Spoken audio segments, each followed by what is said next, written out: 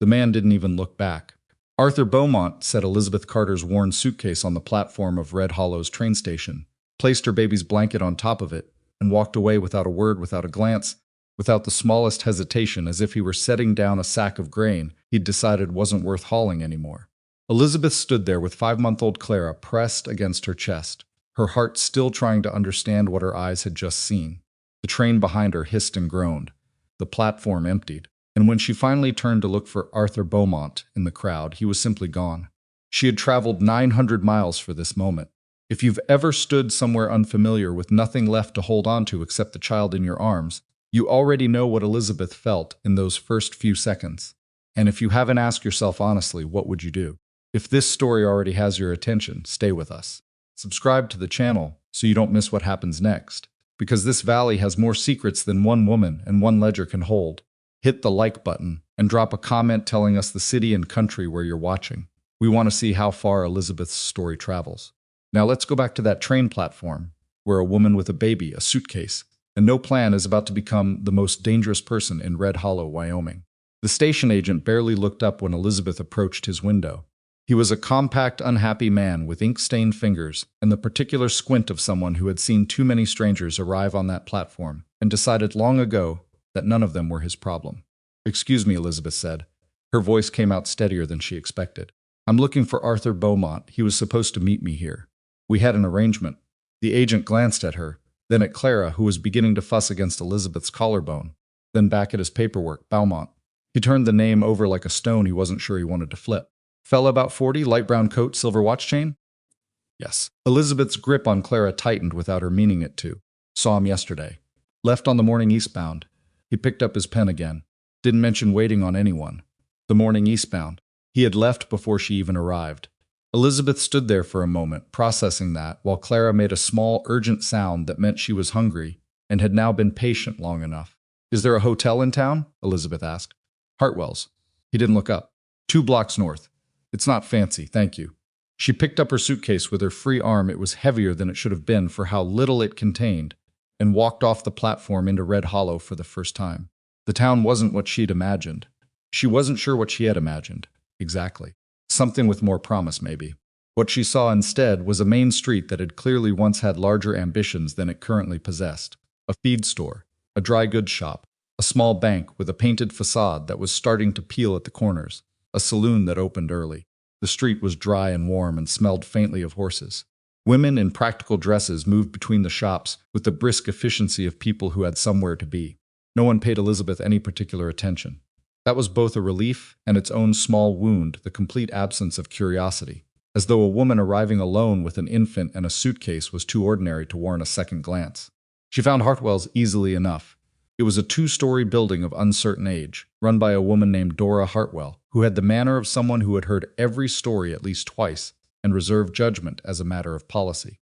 "Room's $1.50 a week," Dora said, looking at Elizabeth over the small front desk. "Includes breakfast. Baby's no extra charge, but I'll ask you keep the noise manageable after 9. "I understand." Elizabeth set her suitcase down. "I need to be honest with you, Mrs. Hartwell. I have $7.30. I can pay for the first week today, and I need to find work immediately." Dora studied her, not unkindly more with the frank assessment of a woman who had run a hotel long enough to know the difference between a temporary hardship and a permanent disaster. "What kind of work can you do?" "Accounting primarily. I kept the books for my uncle's dry goods business in Illinois for 4 years. I can also clean, cook, manage a front desk, write correspondence." "Whatever's needed, you do accounting," Dora said it flatly, without inflection. "Yes, ma'am. And you came to Red Hollow as a mail-order bride. It wasn't a question." Elizabeth didn't flinch. "Yes." And the man didn't show. He showed, evidently. Then he left on the morning eastbound before I arrived. Something shifted in Dora's expression, not quite sympathy, but something adjacent to it. The recognition, maybe, of a particular kind of human cruelty that a woman in her position had seen before. "I need someone to handle the hotel accounts," Dora said finally. "Previous girl made a mess of them before she left to get married. It's not glamorous work, and the pay is small. But you can keep your room for it, plus $2 a week on top." "I'll take it," Elizabeth said before Dora had finished the sentence. She got Clara fed and settled in the small upstairs room, a narrow bed, a washstand, a single window overlooking the alley behind the building, and then sat down on the edge of the mattress and let herself feel, for just a few minutes, the full weight of where she was. She had left Illinois with $7.30. Her baby, a suitcase of clothes, and a letter from Arthur Beaumont describing the ranch he owned and the life he was offering and the man he claimed to be. Every word of that letter had apparently been a lie. The ranch probably didn't exist. The money he claimed to have was almost certainly someone else's. She had no idea why he'd arranged for her to come here. Specifically what purpose a woman with a baby and accounting skills served in a scheme she didn't yet understand, but she was practical enough to know that she couldn't answer that question until she had a safer footing. 1 week. She had enough for 1 week, and now she didn't even need that. She had a room and a job and a baby who was for the moment asleep. She wiped her face with both hands, straightened up, and went back downstairs to look at Dora Hartwell's account ledgers. They were, as advertised, a mess.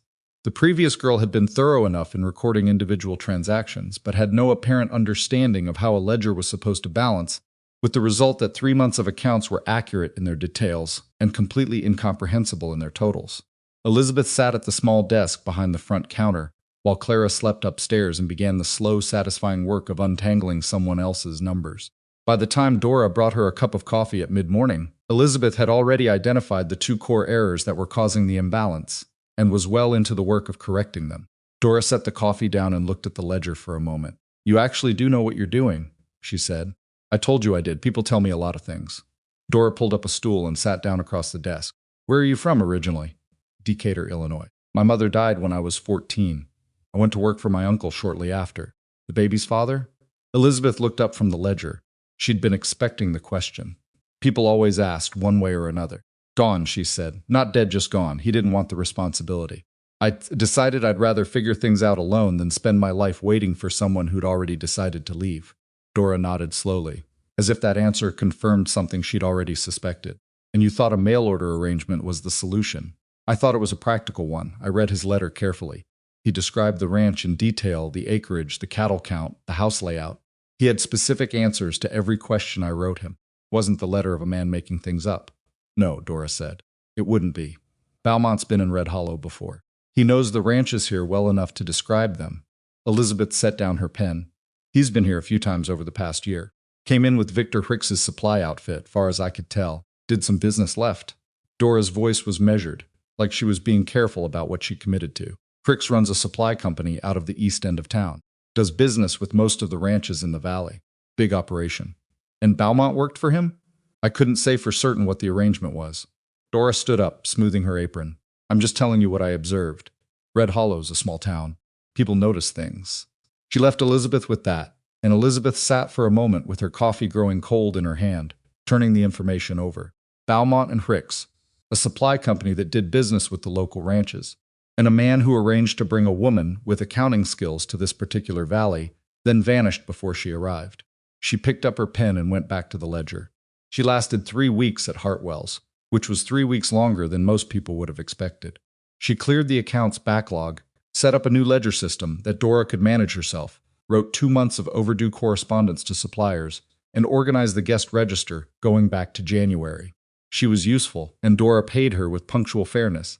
And if the work wasn't what Elizabeth had imagined her Wyoming life would look like, it was at least honest, and it kept Clara fed. But 3 weeks in, she understood clearly enough that this arrangement had a ceiling. Dora's hotel was a small operation. There wasn't the volume of work to justify keeping a full-time bookkeeper forever, and Elizabeth's real skills, the kind that could command real wages, required a larger operation. She asked Dora one evening carefully who in the area might need an experienced bookkeeper. Dora thought about it. "Thomas Walker," she said finally, "has the biggest ranch in the valley. Lost his wife 2 years back. The place has been running rough, since not financially. Thomas keeps the cattle operation tight, but the house side, the accounts, the correspondence, the domestic management. He's had 2 housekeepers leave in the past year. First one couldn't handle the isolation. Second one had family trouble and had to go back east. He's not someone who'd be put off by a woman with a baby." "Thomas Walker?" Dora almost smiled. "Thomas Walker is a man who cares exactly one thing about the people who work for him: can they do the job? That's it. Baby wouldn't come into it." She paused. "He's not an easy man. He's private and he's blunt and he doesn't make small talk. But he's fair and he pays well." Elizabeth sent a letter the next morning. The reply came in 4 days, which was faster than she'd expected. It was short. Thomas Walker apparently shared her dislike of wasted words, and it said that he was willing to meet her and discuss the arrangement, but that she should understand the position was for a housekeeper and household manager, not an accountant, and that the wage reflected that. If she was still interested, she could come to the ranch on Friday. She was still interested. The Walker Ranch was 6 miles outside of town, and Dora arranged for her nephew to drive Elizabeth and Clara out there in his wagon on Friday morning. The drive took them through flat valley land that was just beginning to show the early summer grass, past fencing that went on for what felt like miles, past cattle that watched the wagon pass, with the particular incuriosity of animals that have seen everything and found none of it interesting. The ranch house itself was not what Elizabeth had been bracing for.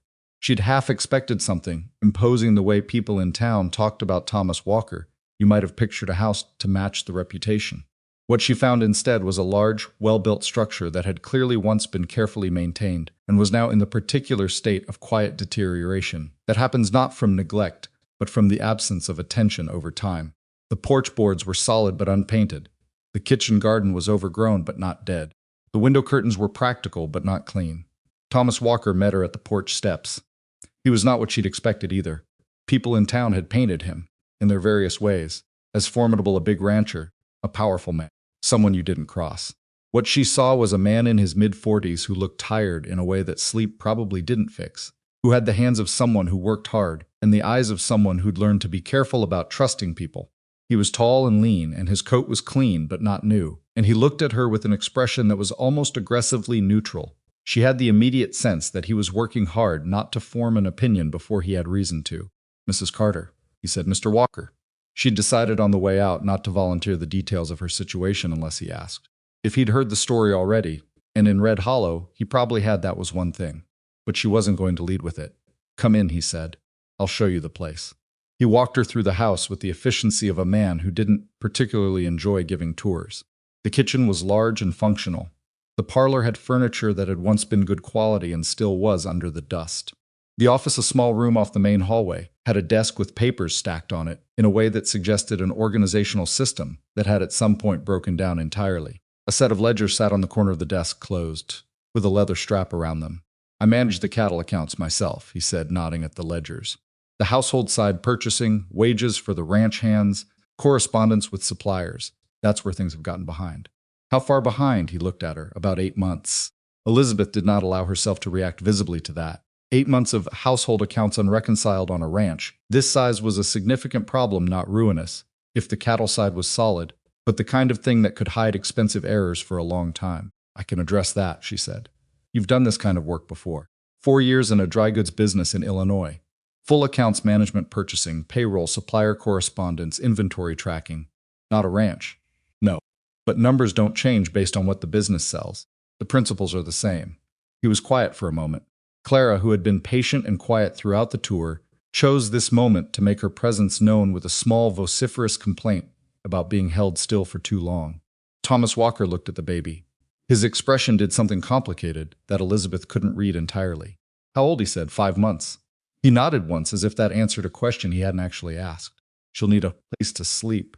There's a room off the kitchen that the previous housekeeper used.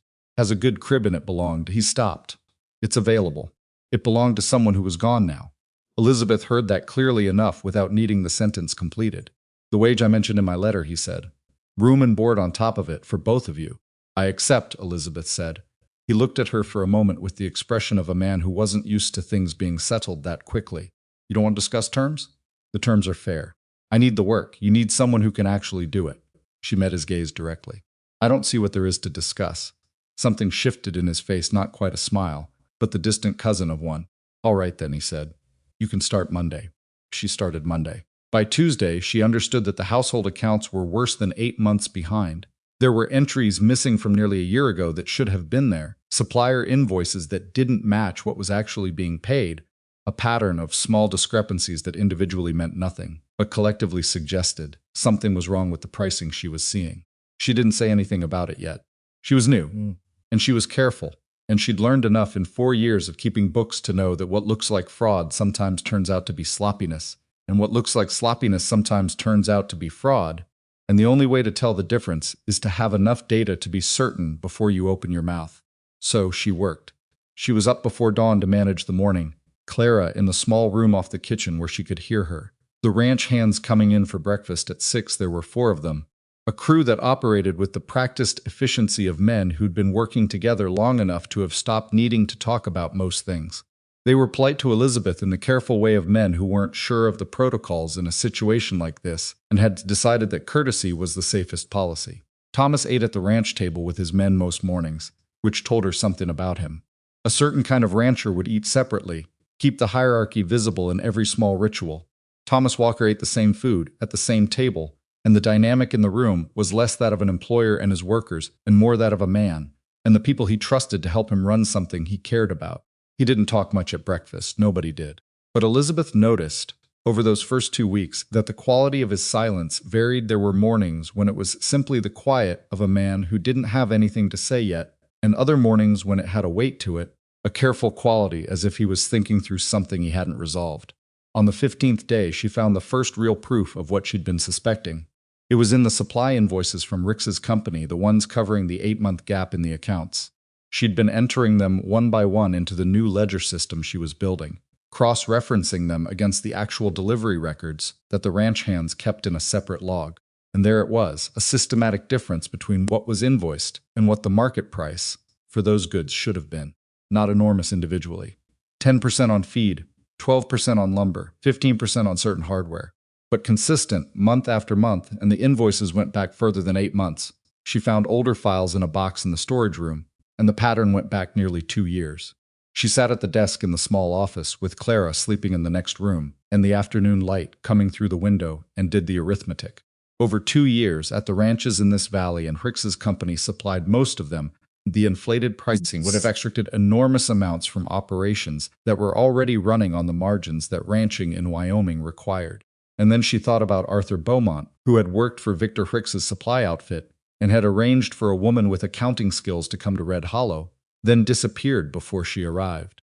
They had expected someone stranded and desperate to be too frightened to look carefully at anything. Elizabeth closed the ledger, opened it again, and kept working. She wasn't frightened. She was furious, and fury she had found was an excellent engine for precision. By the end of her 3rd week at the Walker Ranch, she had documented enough to be certain. The pricing manipulation was systematic and deliberate. It was concentrated in Ricks's company, but it had the signature of something that required inside access, someone who knew which ranches were carrying debt, which ones were most vulnerable to a squeeze on their operating costs, which ones could be pushed toward a point where foreclosure became the only option. She was still thinking about how to approach Thomas Walker with what she'd found when the situation made the conversation inevitable. She was in the office on a Thursday afternoon when she heard the sound of horses in the yard, more horses than the ranch hand's usual comings and goings, and then Thomas's voice through the window, harder than she'd heard it before. "You can tell Fricks that my credit line review is my business, not his." She didn't move from her desk. Through the window, she could see part of the yard, 2 men on horses she didn't recognize, and Thomas, standing with his arms crossed, facing them in the particular stance of a man who is working hard not to hit someone. "Mr. Walker," one of the men said, with the oily patience of someone delivering a message he knows will land badly. "Mr. Ricks is simply expressing concern. Given the current review of your line, he wants to ensure the supply relationship remains on solid ground."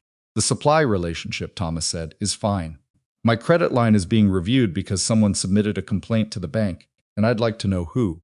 The men exchanged a glance that they probably thought was subtle. "We wouldn't know anything about that," the second man said. "No," Thomas said, "I don't imagine you would. Tell Ricks I'll be in touch." The men left. Thomas stood in the yard for a moment, not moving, and Elizabeth watched him from the window. Then she stood up, walked to the door of the office, and said, "Mr. Walker, I need to show you something." He turned. Whatever he'd been about to say, some deflection, some version of it's fine or nothing to worry about. He swallowed it when he saw her expression. He came inside. She laid the documentation out on the desk in the order she'd prepared it. Over the past 3 weeks, the original invoices, the cross-reference delivery records, the market price comparisons, the year-by-year total. She walked him through it without editorializing. Just the numbers, just the pattern. He was quiet for a long time. When she finished, "How long have you known?" he said finally. "I suspected within the first week. I wanted to be certain before I said anything." "And you're certain now?" "Yes." He looked at the documentation again. His jaw was tight. "This isn't just about my ranch." "No. If the pattern holds across all the ranches he supplies, and I have no reason to think it doesn't, this is a systematic operation. The pricing manipulation extracts money from the ranches. It creates operating stress, and it puts some of them in a position where debt becomes unmanageable. She paused, which makes them vulnerable to foreclosure. Thomas looked up at her sharply. Prescott's been under pressure to sell, he said slowly. The water rights. He stared at her. How do you know about the water rights? One of the hands mentioned it. And if Ricks is engineering foreclosures to acquire land, the water rights on the Prescott parcel would be the most valuable acquisition in the valley. She met his gaze. This isn't about supply markups, Mr. Walker. The supply manipulation is just the mechanism. The real target is the land. Thomas Walker sat down in the chair across from the desk, the wrong side, the chair that visitors sat in, and looked at the spread of documents in front of him. He looked older suddenly, and tired in a way that had nothing to do with ranch work. My credit line, he said, they're trying to isolate you. If you can't access credit and your operating costs are already inflated, you're not in a position to help anyone else, including the Prescotts, including anyone. He was quiet for a moment. Outside, one of the hands was calling something to another across the yard, a perfectly ordinary sound that made the interior of the office feel very small and very serious by comparison. What do you need? He said finally. The question caught her off guard, not because it was unexpected, but because of what it's assumed, that she had a plan, that she was the person to ask. She thought about Arthur Beaumont on that platform, setting down her suitcase and walking away without looking back. She thought about $7.30. She thought about Clara asleep in the room next door, who had come this far without choosing any of it. I need to know if there's an attorney in this county who isn't connected to Ricks, she said, and I need access to all of the supplier invoices going back as far as you can find them. Thomas Walker looked at her across the desk. Gerald Forsythe, he said. He handles property law mostly, but he's sharp and he's clean. I'd stake my ranch on it. A pause. I suppose I might be doing exactly that. And the invoices? He stood up. I'll get them. Outside, the afternoon light was beginning to shift toward evening, and somewhere in the room off the kitchen, Clara made a small sound in her sleep, nothing alarmed. Just the sound of a baby dreaming, and Elizabeth turned back to the desk, and the ledgers and the work that was only just beginning. The man who had left her on that platform had expected a desperate woman. He had made a significant miscalculation. Gerald Forsythe's office was on the second floor of a building that had once been a land title company, and still smelled faintly of old paper and linseed oil. The stairs creaked on the way up. Elizabeth noticed that Thomas walked them without hesitation, which meant he'd been here before, which meant he already trusted the man before he'd asked her to. That was useful information. Forsythe himself was younger than Elizabeth had expected, mid-30s, with the kind of careful stillness that some people mistake for slowness, but is actually the opposite. He was organizing a stack of documents when they came in, and he set them aside immediately, which told her he understood that whatever Thomas Walker brought to his office unannounced on a Thursday evening was more important than whatever he'd been working on. Thomas, he said. Then he looked at Elizabeth with the particular attention of someone who is assessing without appearing to. And you're Mrs. Carter. You've heard of me, Elizabeth said. Red Hollow's a small town. He gestured to the chairs across from his desk. Sit down and tell me what you've got. She laid it out for him the same way she'd laid it out for Thomas. The invoices, the delivery records, the price comparisons, the totals. She was organized about it. She'd been organizing it in her head all afternoon, and she knew the shape of what she had and where the gaps were, and she told him both, because an attorney who gets incomplete information makes incomplete decisions. Forsythe listened without interrupting. He had a pencil in his hand, but he barely used it, just a few marks on a notepad at the margins of the conversation. The kind of notes that weren't for recording information, but for thinking through it. When she finished, he was quiet for a moment. Then he leaned back in his chair and looked at the ceiling briefly, then back at her. The pricing differential alone won't be enough, he said. Suppliers adjust prices. They have discretion on margins. Ricks could argue market conditions, argue transportation costs, argue anything he wanted, and a sympathetic judge might let it stand. I know, Elizabeth said. That's why I need the pattern across multiple ranches. If every ranch in this valley is seeing the same systematic inflation at the same time from the same supplier, that stops looking like market conditions and starts looking like collusion. Collusion with whom? The bank. She paused. Whoever submitted the complaint that triggered the review on Mr. Walker's credit line didn't do it randomly. They did it now because I've been at the ranch for 3 weeks. And someone noticed. Forsythe looked at Thomas. You believe that? Thomas was quiet for a moment. I believe Elizabeth is right that the timing isn't coincidence, he said. I don't love what that implies about who's been watching. It implies, Elizabeth said carefully, that Trix has someone at the bank, or someone who reports to him regularly about the financial positions of the ranches, which means the bank records for the affected ranches would show a pattern too, Not just the foreclosure proceedings, but the loan reviews, the credit adjustments, the timing of when pressure was applied. Forsythe set down his pencil. He looked at Elizabeth with the expression of someone recalibrating. That's a federal matter, he said. If there's bank collusion involved, this goes beyond what a county court can handle. We'd need a federal circuit judge. Judge Harding, Thomas said. He's done 2 terms on the circuit. He's not soft. No, Forsythe agreed, he's not. He was quiet for a moment, fingers drumming once on the desk. But to get to Harding, we need documentation that's bulletproof. We need the other ranchers' records. We need someone who can testify to the pattern from inside the operation. Or we need something from Hicks himself. He looked at Elizabeth. You said Beaumont worked for Hicks. That's what Dora Hartwell told me. She saw them together multiple times over the past year. If Beaumont arranged for you to come here, specifically a woman with accounting skills, that's not a coincidence either. Forsythe leaned forward slightly. That suggests Hicks knew you were coming, knew what you could do. Which means Hicks expected me to end up at one of the ranches, Elizabeth said, as a housekeeper who kept quiet and was too desperate to cause trouble. Instead, you ended up at Walker's ranch and immediately started pulling threads. Forsythe almost smiled. I imagine that's not what they planned. No, Elizabeth said. I don't imagine it was. She drove back to the ranch that evening in the wagon with Thomas mostly silent beside her, Clara asleep against her chest in the wrap she'd sewn from a piece of cloth Dora had given her. The night was cool and clear, and the stars over the Wyoming Valley were the kind of extravagant that people who'd grown up in cities found almost offensive. Too many, too bright, as if someone had made a point. She wasn't looking at the stars. She was thinking about Beaumont. He had sent her 9 specific letters over the course of 3 months, each one detailed and consistent and particular in ways that a fabrication rarely managed to sustain over that duration. He knew the Walker Ranch not by name. She understood now, but by description. He had described the valley, the quality of the grazing land, the layout of the town. He had told her things that a man who'd visited Red Hollow would know, which meant he'd been sent here. He hadn't invented the place. He'd been given the details by someone who wanted her to come. And whoever that was had wanted her specifically, not just any woman, but a woman who could keep books, who had 4 years of accounts management behind her, who could recognize the shape of a financial scheme from the inside. Why would Victor Hicks want an accountant at one of the valley's ranches? She turned that question over in the dark while the wagon moved, and Thomas said nothing, and Clara breathed steadily against her chest. One answer: he didn't want an accountant there. He wanted a desperate woman who happened to have accounting skills, who would see what was in the books and understand what it meant and be too frightened of losing the roof over her baby's head to say anything about it. A witness, Elizabeth realized. Not a threat, a witness who could be controlled by her own desperation.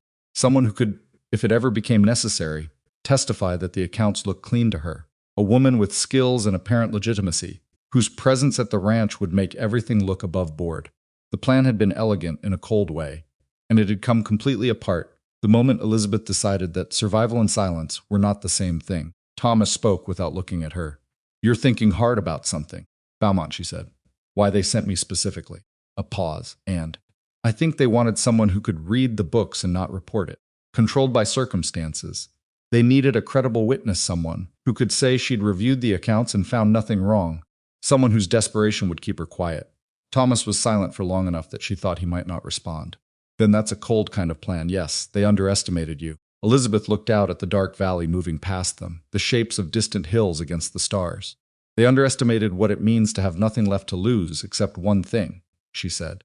I can lose everything: the job, the room, the money, whatever I've managed to put together. But I am not going to let my daughter grow up in a valley run by a man who destroys families for water rights. She paused. That's the only calculation that matters to me right now. Thomas said nothing to that. But something in the set of his shoulders shifted slightly, some tightness in the way he was holding the reins, and Elizabeth noticed it without commenting on it. They rode the rest of the way in silence. The next 2 weeks were the most careful of Elizabeth's life. She continued the household work, the cooking, the cleaning, the morning management that kept the ranch running because stopping would signal something, and she wasn't ready to signal anything yet. But in the hours after supper, when the hands had retired and Clara was asleep, and the ranch house was quiet, she worked at the desk in the office with a lamp turned low and built the case piece by piece. Thomas brought her everything he could find: invoices going back 4 years, old delivery logs, correspondence with the bank about his credit facilities, the documents from when his late wife had managed the household accounts before her illness. Elizabeth cross-referenced all of it, and the pattern that emerged was so consistent it was almost clinical. The inflation had begun 31 months ago. It had started small 5%, 7% in the category of goods where price fluctuations were most common and least noticeable. Then it had crept up, category by category, ranch by ranch, until by the current year the systematic overcharging on some goods was approaching 20%. She documented it in a form that a federal judge could follow without needing to understand the intricacies of ranch accounting, because the one thing she'd learned in 4 years keeping books was that clarity was not optional when you were trying to convince someone of something they didn't want to believe. On a Wednesday afternoon, a woman arrived at the ranch that Elizabeth hadn't met before. She came on horseback, which was itself information. A woman who rode to her appointments, rather than taking a wagon, was a woman who valued her own time and movement. She was perhaps 50, with iron gray hair and the kind of posture that suggested she'd decided long ago not to apologize for taking up space. Thomas came in from the yard to introduce her. Ruth Kay, he said. She runs the Cahill spread, east end of the valley, and she's been fighting Ricks longer than anyone. Ruth Cahill sat down at the kitchen table, accepted the coffee Elizabeth poured, and looked at her with a directness that was almost startling. I heard you'd been going through the accounts, Ruth said. Thomas's and others. Word travels. In this valley it does. Ruth wrapped both hands around the coffee cup. I've been trying to document what Ricks is doing for 8 months. I have records, but I don't have someone who can put them in a form that means anything legally. She looked at Elizabeth steadily. Thomas says you can. I can, Elizabeth said.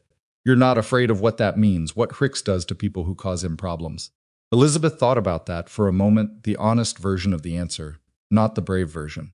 She was afraid.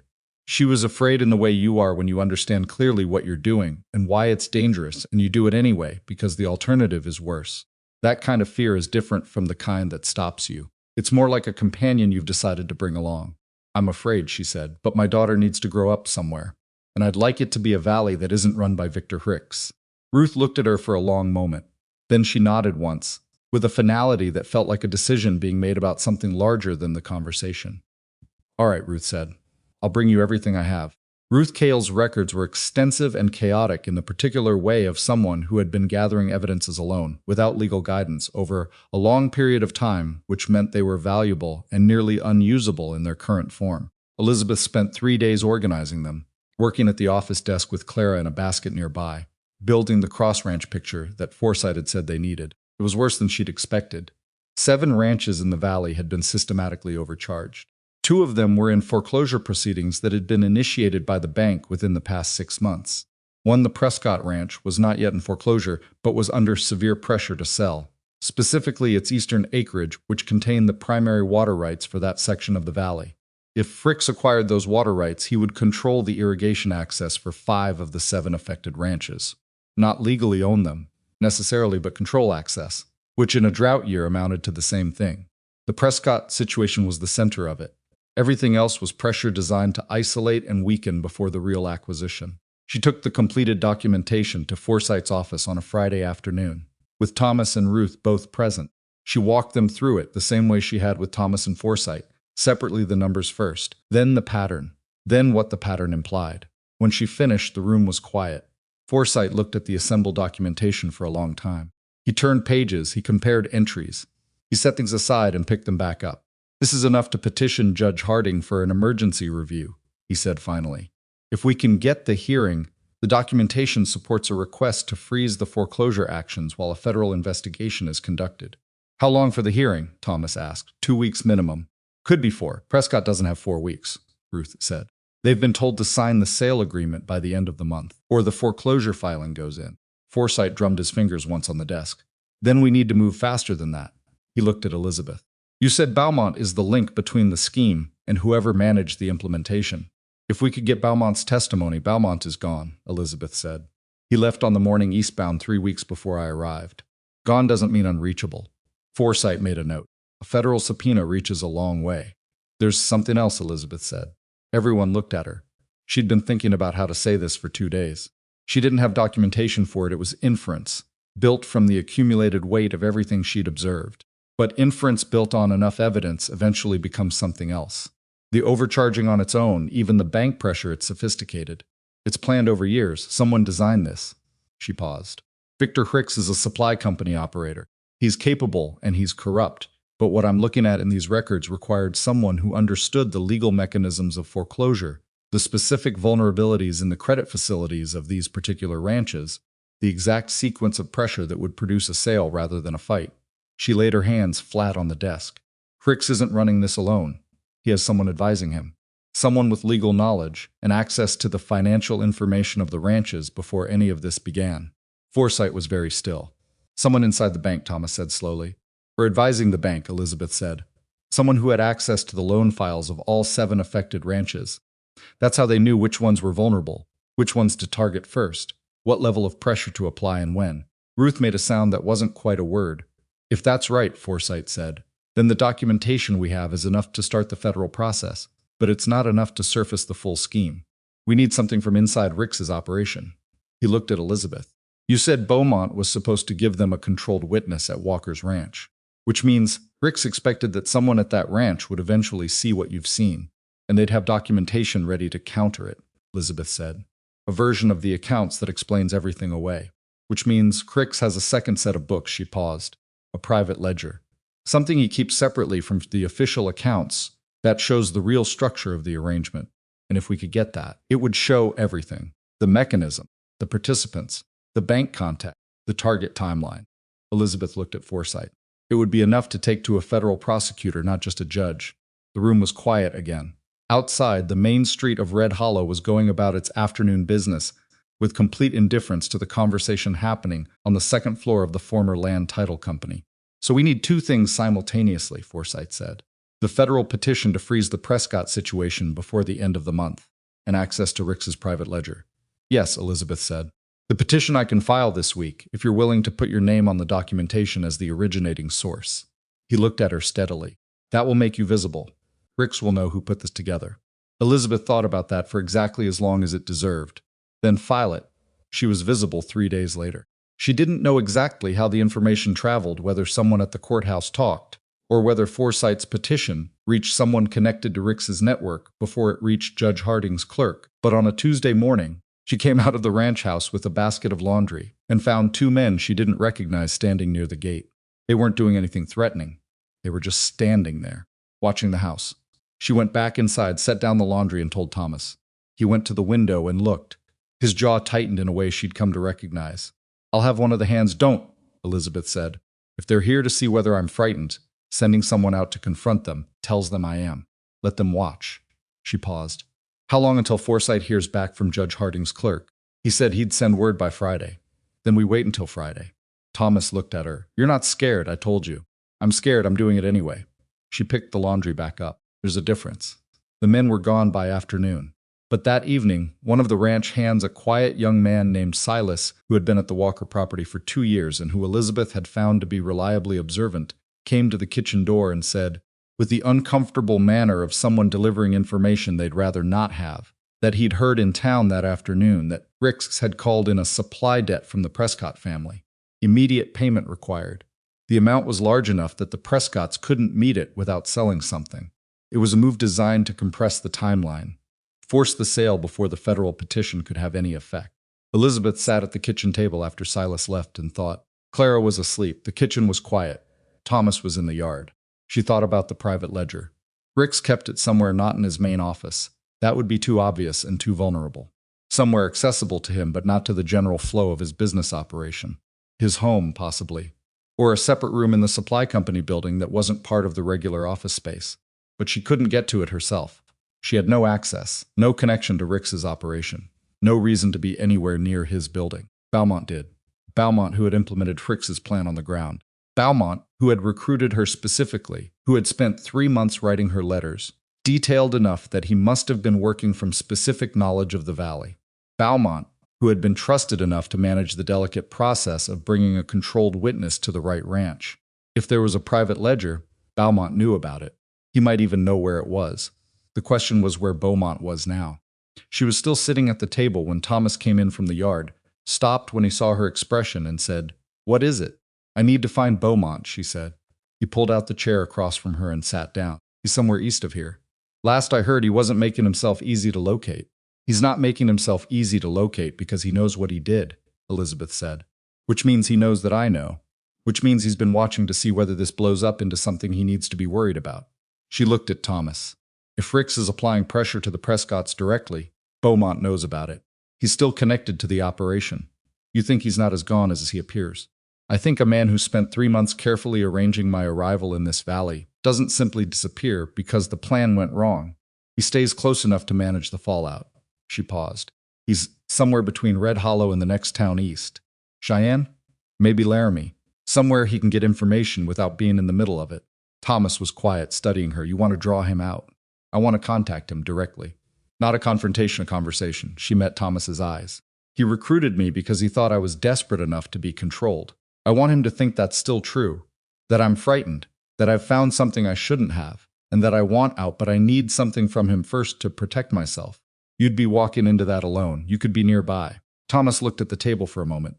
Then he looked up. If he reports back to Ricks that you reached out, then Ricks knows I'm scared and trying to make a deal, which gives him more confidence, not less. Elizabeth kept her voice steady. Ricks needs to believe he still has control of this situation right up until he doesn't. Another silence. The kitchen clock ticked. Somewhere in the next room, Clara made the small shifting sound of someone dreaming. Thomas rubbed his hand across the back of his neck, a gesture she'd come to understand, meant he was about to agree to something he wasn't entirely comfortable with. All right, but you tell me every step before you take it. Agreed? Agreed. She sent a letter the next morning, addressed to Arthur Beaumont in care of the Laramie General Delivery, a calculated guess that turned out to be close enough. The letter was short and carefully written, in the voice of a woman who was frightened but not yet broken. She had found things in the accounts that she didn't understand. She was worried that she'd become part of something she hadn't signed up for. She needed to know what she was really involved in before she decided what to do. She did not threaten, she did not demand. She simply asked, in the tone of a woman who still believed that the man who had brought her here might tell her the truth if she asked nicely enough. It was a completely convincing performance of a woman she had decided not to be. The reply came in 6 days. It was handwritten, brief and careful in its own way. Beaumont was not an unintelligent man, which had always been part of the problem. He said he was passing through the area and would be willing to talk if she could meet him in Clearwater, the small town 15 miles west, on Thursday at noon. She told Thomas. Thomas told her that Silas would ride ahead Thursday morning and be in position at the meeting place before she arrived, and that he himself would be waiting 1 street over. She said that was fine. On Thursday morning, she dressed in the same clothes she'd arrived in Red Hollow, wearing the worn traveling dress, the good but not expensive coat, because she wanted to look exactly like the woman Beaumont thought she was. She pinned her hair simply. She left Clara with one of the ranch hand's wives who lived in a cottage at the edge of the property and who had been kind to both of them since Elizabeth arrived. She did not let herself think, on the ride to Clearwater, about what she was actually doing. That kind of thinking was useful before you made a decision. After the decision was made, it was only interference. Beaumont was already at the small restaurant when she arrived, a table in the back, facing the door, which told her he was nervous and being careful about it. He looked older than she'd expected from the photograph he'd sent with his 3rd letter. Not dramatically different, but something had been working on him in the months since he'd last tried to pass himself off as a man of good intentions, and it showed around his eyes and the corners of his mouth. He stood when she came in. Old habit, the kind of courtesy that outlasts the character. Mrs. Carter, he said. She sat down across from him and did not offer her hand, and said quietly, and with exactly the right amount of controlled distress, "You left me on that platform with a baby and $7. He had the grace to look uncomfortable. There were complications. Complications, she kept her voice level. Mr. Beaumont, I have been living in Thomas Walker's ranch house for 6 weeks, managing his accounts, and I have found things in those accounts that I did not want to find. And I need you to tell me what is actually happening in this valley before I do something that I can't undo." He looked at her carefully, assessing. She watched him decide slowly that what he was seeing was a frightened woman at the edge of her composure, not someone who had spent 6 weeks building a federal case. "What did you find?" he asked. "The pricing," she said. "The invoices from Hicks's company, the pattern." She leaned forward slightly. "I'm not stupid, Mr. Beaumont. I can see what it means. What I don't know is how deep it goes, and whether being at Walker's ranch makes me part of it, whether I want to be or not." He was quiet for a moment. Then he said, more carefully than she'd expected, "The best thing you can do is nothing. Whatever you've seen, put it back where you found it. Don't document it. Don't tell anyone. And if Walker asks me about the accounts, tell him everything's in order. And when the foreclosure proceedings move forward and people start losing their land," something moved across Beaumont's face, not guilt exactly, but its neighbor. The expression of a man who has pushed a certain door, closed in himself, and is working hard not to let it reopen. "That's not your problem," he said. "You came out here for a new life. Take the one you've got. Stay at Walker's Ranch. Keep your head down, and in a year this will all be resolved, and you can go on however you like. I'd like to do that, Elizabeth said, with exactly the right note of wanting to believe him. I'd like to believe it's that simple. But I need to know, she paused, let her breath out slowly. I need to know there's nothing in writing that connects me to any of this. If there's a record somewhere that Beaumont brought Carter to Walker's Ranch as part of Hicks's arrangement, I need to know that. There it was, the real question, delivered as a woman worried about herself. Beaumont looked at her for a long moment. There's a record, he said finally. There's a record of a lot of things. But you're not in it the way you're worried about. Where is it? Somewhere safe. His voice had gone careful again. Somewhere only Hicks has access to. You're not going to find it. But it exists, she said. It exists. He seemed to realize a half-second too late that he'd confirmed something she hadn't actually known for certain. His expression shifted. She gave him nothing. Just the face of a worried woman, steady and a little frightened, waiting. Mrs. Carter, he said slowly. What have you actually done? I told you, she said. I've been managing accounts, and I've been trying to figure out how scared I should be. He looked at her for a long time. The restaurant was quiet around them, a handful of other customers. A woman refilling coffee at a table by the window. You should be scared, he said at last. But not of me. It wasn't a threat. It was something stranger than that. Something that sounded almost like a warning from a man who hadn't entirely abandoned his conscience, just put it somewhere inconvenient for a while. She walked out of that restaurant 20 minutes later, with one confirmed piece of information she hadn't had before. The private ledger existed. Hicks controlled access to it personally, and Beaumont knew enough about its contents to be frightened of what it showed. Thomas was waiting at the corner a block west, with 2 horses, and the tight expression of a man who has been sitting still for 2 hours, when he would rather have been doing something. Well, he said. The ledger is real, Elizabeth said, climbing up. Beaumont confirmed it without meaning to. And he's scared. She gathered the reins. Not of us, of Hicks. Which means Hicks doesn't fully trust him anymore. She looked at Thomas. A man who's scared of the person he's working for is a man who might be willing to make a different calculation, if the alternative is bad enough. Thomas considered that. You think he'd turn? I think, Elizabeth said carefully, that Arthur Beaumont brought me to this valley because someone told him to. And I think he's had 6 weeks to sit with what it means that he left a woman and a baby on a platform in the middle of Wyoming. She paused. He has a conscience. It's inconvenient for him, and he's been ignoring it. But it's there. She started the horse moving. I'm going to write him another letter. And say what? Elizabeth thought about Clara, asleep in the cottage at the edge of the Walker property. She thought about the Prescott family, being squeezed toward a sale they didn't want to make. She thought about 7 ranches and the water rights that would determine whether any of them survived the next dry year. I'm going to tell him, she said, what it cost to do nothing. The road back to Red Hollows stretched out ahead of them in the afternoon light, and somewhere to the east, in a building she had not yet been inside, Victor Hicks's private ledger sat in whatever drawer or cabinet or hidden place he kept it, a document that told the true story of everything that had happened in this valley, and everything he intended to make happen next. She was going to get it. She didn't know exactly how yet, but she was going to get it. The second letter to Arthur Beaumont took Elizabeth 3 drafts to get right. The first draft was too direct. She could feel it reading back like an accusation, which would make him defensive, and a defensive man closes up and stops calculating. The second draft was too soft, too much like pleading, and Beaumont was the kind of man who read pleading as weakness and weakness as a reason not to worry. The third draft found the register she was looking for. Not a threat, not a plea, but a statement of arithmetic. The simple, unadorned accounting of what his current position actually cost him, laid out the way she'd lay out any set of numbers without drama, without sentiment, just the clear shape of a situation that didn't add up in his favor. She wrote it at the office desk after supper, with the lamp turned low and Clara asleep in the next room, and she told him 3 things. She told him that the federal petition had been filed and that Judge Harding's clerk had already acknowledged receipt, which was true. She told him that the documentation supporting the petition covered 31 months of systematic overcharging across 7 ranches, with bank correspondence corroborating the coordinated pressure on credit facilities, which was also true. And then she told him the third thing, which was the one that mattered most, that when a federal investigation opened, and it was going to open, the question of who had implemented Victor Hicks's recruitment operation, who had specifically identified and contacted the women used as controlled witnesses, would be part of the investigative record, that the man who had arranged those contacts would be examined carefully, and that the difference between a man who had participated in a conspiracy and a man who had cooperated with federal investigators was a difference that federal prosecutors took seriously. She didn't sign it with her name. She signed it, you know who this is. She sent it on a Monday.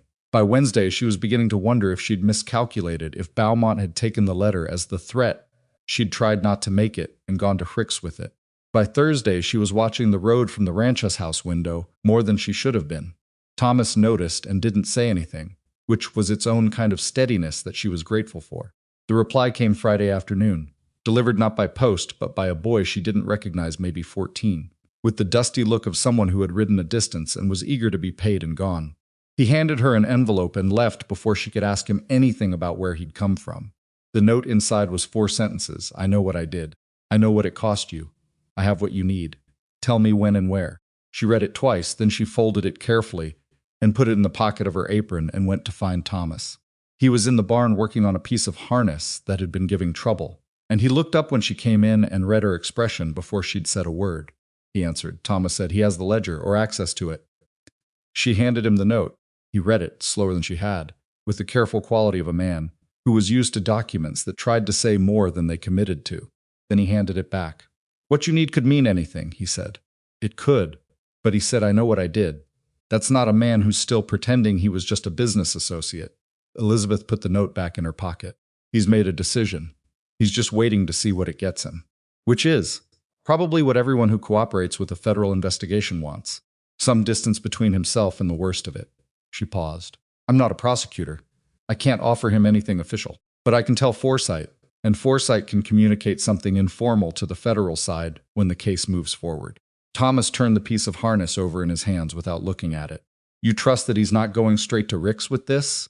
No, Elizabeth said honestly. I don't trust it. But I think the fact that he responded at all means he's done the calculation and decided that his best option isn't Rick's anymore. She met Thomas's eyes. He's scared, and scared men make practical choices. Thomas set the harness down. When do you want to meet him? As soon as we can arrange it. Every day we wait is another day Hicks has to move on the Prescotts, she thought for a moment. Not Clearwater again, he'll expect that. Not Red Hollow, too many eyes. There's a way station between here and Cheyenne, about 20 miles out. Silas mentioned it. It's used for freight transfers, mostly empty in the evenings. I know the one, Thomas said. I can get a message to him through Forsyth's office, so there's no trail back to the ranch. She nodded. Saturday evening. Late enough that the freight traffic has cleared. Thomas looked at her for a moment with an expression that had become familiar over the past weeks. Not quite worry, not quite admiration. Something in between that he hadn't found a way to put into words, and apparently wasn't going to try. All right, he said, Saturday. The 3 days before Saturday were the most dangerous of everything Elizabeth had yet managed, and the danger was not the kind she could prepare for by organizing documents or writing careful letters. It was the ordinary danger of a situation beginning to move faster than the people in the middle of it could entirely control. On Thursday morning, 2 things happened nearly simultaneously.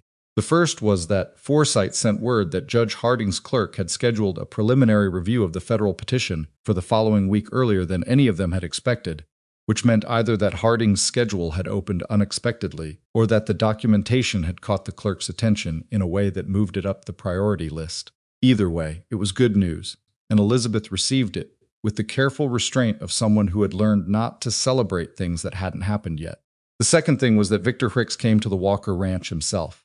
She heard the horses from the kitchen, where she was managing the mid-morning accounts, and something in the number of them 3 horses, which was more than a casual visit, made her stay where she was instead of going to the window. She heard Thomas's voice in the yard, and then another voice she didn't recognize, and then the sound of boots on the porch steps. Thomas came in first. Behind him was a man she had never seen but recognized immediately, from the way he carried himself, the particular self-assurance of someone who had spent years arranging the world to accommodate his preferences and found that it generally did. Victor Hicks was perhaps 55, heavyset in the way of a man who had once been physically imposing and had settled into a different kind of solidity, with gray at his temples and a coat that was conspicuously well made for a supply company operator in a Wyoming valley. He had the eyes of someone who assessed everything he looked at in terms of what it was worth to him. He looked at Elizabeth that way briefly. Then he looked away, which was itself information. Mr. Hicks, Thomas said, with the careful neutrality of a man on his own property who was choosing not to start something in his own kitchen. This is Mrs. Carter, my household manager. Mrs. Carter, Hicks said pleasantly. The pleasantness had no warmth in it. It was a social instrument, deployed because it cost him nothing. I've heard you've been doing excellent work getting Walker's accounts sorted. I'm making progress, Elizabeth said. She kept her voice level and her hands still on the ledger in front of her. Is there something I can help you with, Mr. Ricks? Or is this a private conversation? I'll just be in the parlor, Ricks said to Thomas as if Elizabeth hadn't spoken, which told her everything she needed to know about how he'd decided to categorize her. She stayed in the kitchen. She could hear voices from the parlor, low and indistinct, the particular sound of a conversation being kept quiet on purpose. She moved to the doorway between the kitchen and the hall, not close enough to be visible, and listened. She caught fragments: credit review, supply arrangement, mutual interests, and then clearly I understand you've engaged Foresight in some capacity. That's your right, of course, but it creates an impression that concerns me. Thomas's response was inaudible. Then Hicks again, still pleasant, still completely without warmth. I've been doing business in this valley for 5 years. I've supported the operations here, extended credit when the banks wouldn't, kept supply lines open through 2 difficult winters. I'd hate for a misunderstanding to damage a relationship that served everyone well. A longer pause. Then Thomas, audible this time, with the deliberate calm of someone choosing each word. I appreciate you coming out, Victor. I'll think about what you've said. That was dismissal, delivered politely. Ricks would know it was dismissal. He was not the kind of man who missed things like that. She heard him move toward the front door. She stepped back into the kitchen and was back at the desk before Thomas came to find her. He came in and closed the kitchen door behind him and stood with his back against it for a moment. He knows something is happening, he said. He knows Foresight is involved, which means he knows the petition has been filed or is about to be. Elizabeth set her pen down. That's not a man who came out here to smooth things over. That's a man who came to see how much you know and how committed you are. And what did he see?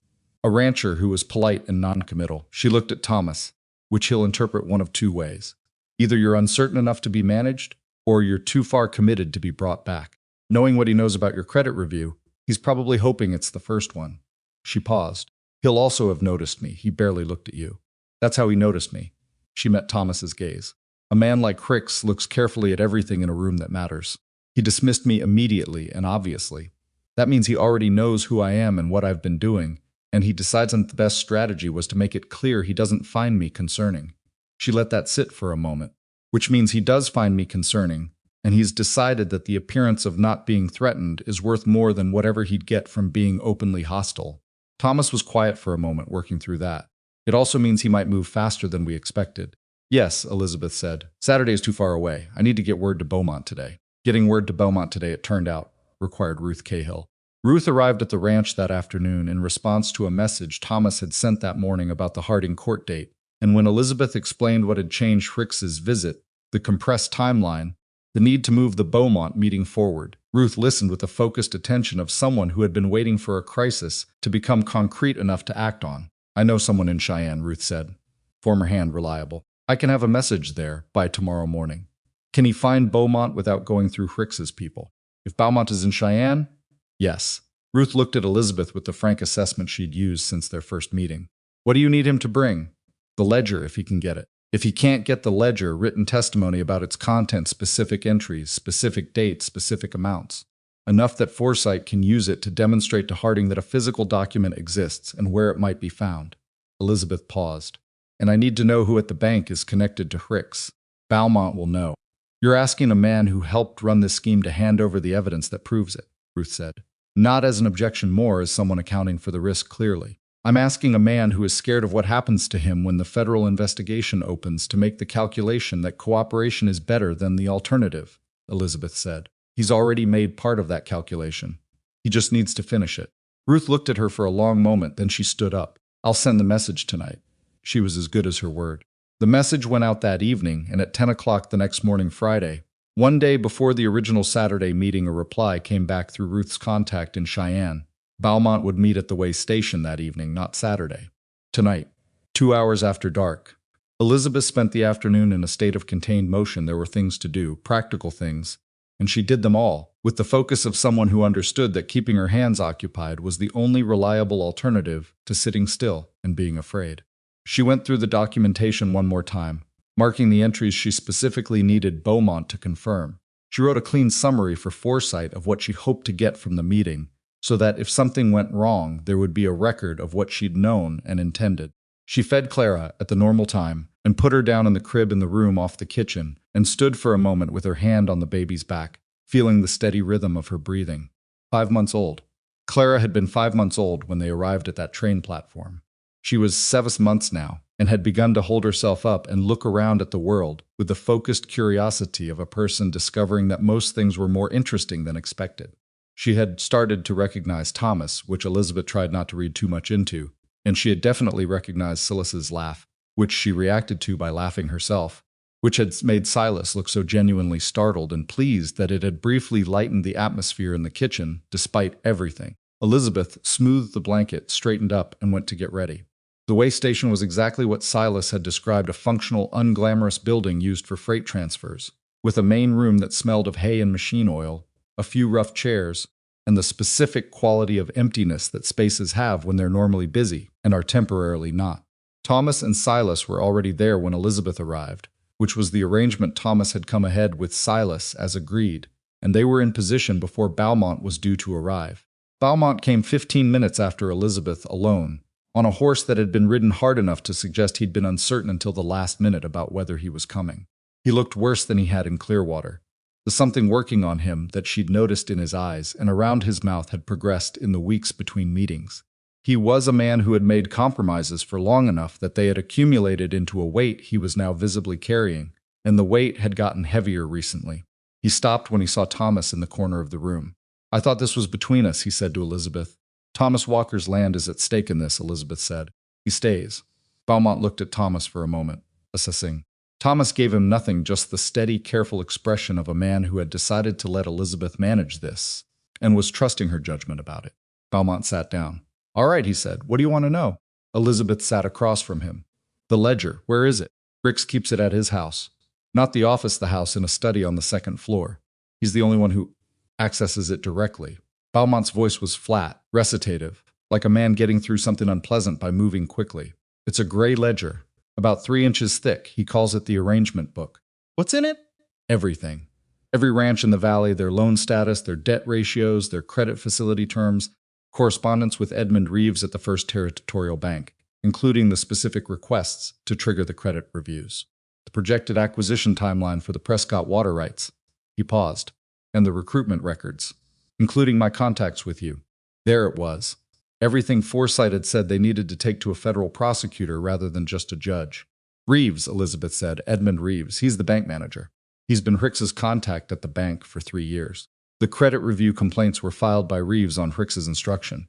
The foreclosure proceedings on the 2 ranches currently in process were facilitated by Reeves adjusting the loan assessment standards retroactively." Beaumont's jaw tightened. "Reeves gets a percentage of the land acquisition value on each successful foreclosure." Thomas made a sound from the corner that was barely audible, but Elizabeth heard it. The sound of someone finding out that the mechanism that had been squeezing his operation had a specific name and a specific arrangement that was considerably more deliberate than even the documentation had made clear. "The Prescott deadline," Elizabeth said. "End of the month." "Is that Reeves or Cricks moving that?" "Both." Cricks accelerated the debt call because Beaumont stopped. He looked at the table between them. Because someone told him there was a federal petition in process. He needed the Prescott sale to complete before a freeze order could be issued. "Who told him about the petition?" A long pause. "Reeves has a contact in the county courthouse. A clerk. The filing went through that clerk's office." He looked up.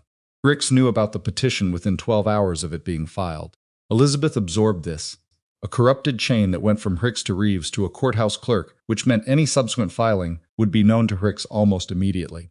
Which meant that whatever move they made from here, they needed to make it through channels that didn't go anywhere near the county courthouse. Forsyth filed the petition directly with the federal circuit, Elizabeth said, half to herself. "Federal circuit is clean," Beaumont confirmed. "Hicks doesn't have a contact there. That's why the hearing date is making him move fast." She looked at Beaumont. "Why are you telling me this?" He was quiet for a moment. The question had a different weight than the others, and they both knew it. "Because I have a daughter," he said finally. "She's 9. She lives with her mother in Kansas City. She doesn't know what I've been doing out here." He looked at his hands. "I sent her mother money. Told myself that made it." He stopped. "Didn't make it anything. It was just money." No one said anything for a moment. The way station was quiet around them, the sounds of the Wyoming night coming through the gaps in the walls. "Can you get the ledger?" Elizabeth asked. "Not without being seen. Rix doesn't trust me the way he did. He's been careful about who he lets into the house since the petition was filed." Beaumont looked at her. "But I know someone who can." "Who?" "Rix has a housekeeper. Woman named Agnes Pell. She's been with him for 4 years." She's not part of the arrangement, she's just staff. He paused. She's also been trying to leave his employment for 6 months, and he's been withholding her final wages to keep her in place. It's not fraud legally. It's just cruelty, Elizabeth said. Yes. He looked at her steadily. If someone were to pay Agnes Pell her withheld wages and arrange for her to move on to another position, she might, in the natural course of her work before leaving, note where certain items in the study are kept. And she might, in the natural course of being thorough, leave certain things where someone coming after her could find them. Elizabeth looked at him for a long moment. You've been thinking about this. I've been thinking about a lot of things. His voice was quiet. I spent 3 months writing you letters about a ranch and a life I invented from real places and real descriptions. And I watched you get on a train, and I thought it would be fine. You'd arrive and be overwhelmed, and you'd take the job and keep your head down, and eventually the whole thing would resolve, and you'd never know what you'd been part of. He looked at the table again. I have never in my life been as wrong about a person. It was not an apology. She hadn't asked him for one, and she didn't want it. Apologies were easier to produce than they were to earn. And what she needed from Beaumont wasn't contrition, it was action. But there was something in what he'd said that she believed, because it had the particular sound of something a man says when he has stopped managing what he tells himself and started just telling the truth. How do we contact Agnes Pell, she asked. He gave her a name and a location, Agnes Pell's sister, who lived 2 towns over and had been receiving Agnes's letters for months, including the ones complaining about the withheld wages. He said the sister was trustworthy because she had as little love for Hicks as Agnes did, which was useful. He gave her the specific location of the arrangement book in the study. 2nd floor east-facing room, bookcase on the north wall, 3rd shelf behind 2 volumes of land survey records. The ledger had a gray cover and was not labeled on the spine. He gave her Edmund Reeves's full name and position at the First Territorial Bank, and the names of 3 specific transactions in the ledger that connected Reeves to the fraudulent credit review process. He gave her piece by piece everything she'd come there to get in the flat recitative voice of a man who had made his decision and was now living with it, which was the hardest part. When he finished, he looked at Elizabeth and said, "What happens to me?" "That's not my decision," she said, "but I'll tell you what I told you in the letter. The difference between a participant and a cooperating witness is something federal prosecutors take seriously. What you've given me tonight, if it leads where I think it leads, will be part of the record of your cooperation." She paused. "I can't promise you anything, Mr. Beaumont, but I can promise you that what you've done tonight is different from everything that came before it. And I can promise you that a 9-year-old girl in Kansas City is better served by a father who told the truth when it mattered than by one who didn't." He stood up. He looked briefly like a man who was lighter by some small but significant amount. "The woman you are," he said, "is not the woman I thought I was recruiting?" "No," Elizabeth said, "it isn't." He walked out into the Wyoming night, and Elizabeth sat for a moment in the empty way station, while Thomas came across the room and stood near her without speaking. The lamp between them made a small, steady light. "Agnes Pell," Thomas said. "First thing tomorrow." Elizabeth closed the notebook she'd been writing in during the conversation, everything Beaumont had told her, in order, cross-reference to the documentation she already had. "We need to move before Hicks realizes Beaumont has flipped. If he doesn't report to Hicks in the next day or 2, Hicks will start asking questions. How long does Agnes Pell need to get the ledger? If she's been trying to leave for 6 months, probably not long. She needs a reason to finish and go." Elizabeth looked at Thomas. The withheld wages. How much could it be? 4 years of employment. Couple $100 maybe. "Can you get it?" He looked at her. "Yes. Then we pay Agnes Pell what she's owed. We tell her she has a position available at whatever property we'll take. Her Ruth might know someone, and we give her 48 hours. Elizabeth stood up. "The ledger comes to Forsyth. Forsyth takes it directly to the federal circuit, bypassing the county courthouse entirely. Harding gets the physical document before Hicks knows it's gone." Thomas was quiet for a moment. "And if Hicks figures it out before the 48 hours are up?" Elizabeth thought about Victor Hicks in her kitchen that morning, with his well-made coat and his pleasant voice that had no warmth in it, and his practiced, dismissive glance that was supposed to tell her she didn't matter. "Then we move faster than 48 hours, she said. The contact with Agnes Pell's sister was made through Ruth Cahill, who knew the territory between Red Hollow and the sister's town better than anyone, and who rode out the next morning with the practical efficiency of a woman who had decided this was worth doing and was not inclined to waste time on the surrounding circumstances. She came back by noon with a reply. Agnes Pell would do it. She would need the wages paid in advance. Ruth's contact had relayed this clearly, understanding that trust required good faith on both sides, and she would need 2 days. She would access the study in the natural course of her work. Remove the ledger during an hour when Hicks was out of the house, and leave it with a specific neighbor 2 streets over from the Hicks property, an elderly woman named Mrs. Crane, who had no connection to anyone in this situation, and whose house Hicks had no reason to watch. Thomas paid the wages without hesitation or negotiation, and Ruth carried the money back out the same afternoon. Elizabeth spent that evening with Forsythe at his office, going through everything Beaumont had given her, and everything Agnes Pell had agreed to do, and mapping the sequence of what needed to happen from the moment the ledger reached Mrs. Crane's house to the moment it reached Judge Harding's courtroom. Forsythe listened, asked 3 precise questions, and then sat back in his chair with the expression of someone looking at a structure and checking it for weight-bearing capacity. If the ledger contains what Beaumont says it contains, he said, this is no longer a petition for an emergency freeze. This is the foundation of a federal fraud prosecution. He looked at Elizabeth. You understand what that means for you. You'll be a primary witness. Hicks will know your name, if he doesn't fully know it already. His attorneys will examine everything you've done since you arrived at Walker's Ranch. I know, Elizabeth said. It's not a comfortable position. No, she agreed, it isn't, she thought for a moment. But the Prescott family is out of time, and 2 ranching families are in foreclosure, and 5 others are being bled by inflated pricing while a man in a nice coat arranges to buy their water rights for nothing. She met Forsythe's eyes. I came to this valley with $7 and a baby, and a man abandoned me on a train platform because he thought I was too helpless to do anything about it. I'm not interested in comfortable. Forsythe looked at her for a moment. Then he opened a drawer, took out a legal pad, and uncapped his pen. All right, he said. Let's build the case. They worked until the lamp needed refilling and the street outside had gone quiet. Elizabeth walked back to the ranch. In the dark, Thomas had waited at the base of the stairs with a lantern, which she pretended not to find as touching as she did, and she went in and checked on Clara, who was sleeping in the boneless, completely committed way that small children sleep when they feel safe, arms flung wide, face turned toward the window. She stood there for a long moment. In 48 hours, Agnes Pell would either have the ledger or she wouldn't. The federal process would either hold the Prescott deadline or it wouldn't. And Victor Hicks, who had built a careful, patient, 2-year operation to acquire this valley's water rights, and had believed, right up until this week, that he was close to completing it, was about to discover that the most dangerous thing he had done in the course of all of it was to arrange for a woman with a baby and accounting skills to be left on a train platform with nowhere to go and nothing to lose. Elizabeth turned away from the crib, went back to the desk in the small office, opened the ledger, and kept working.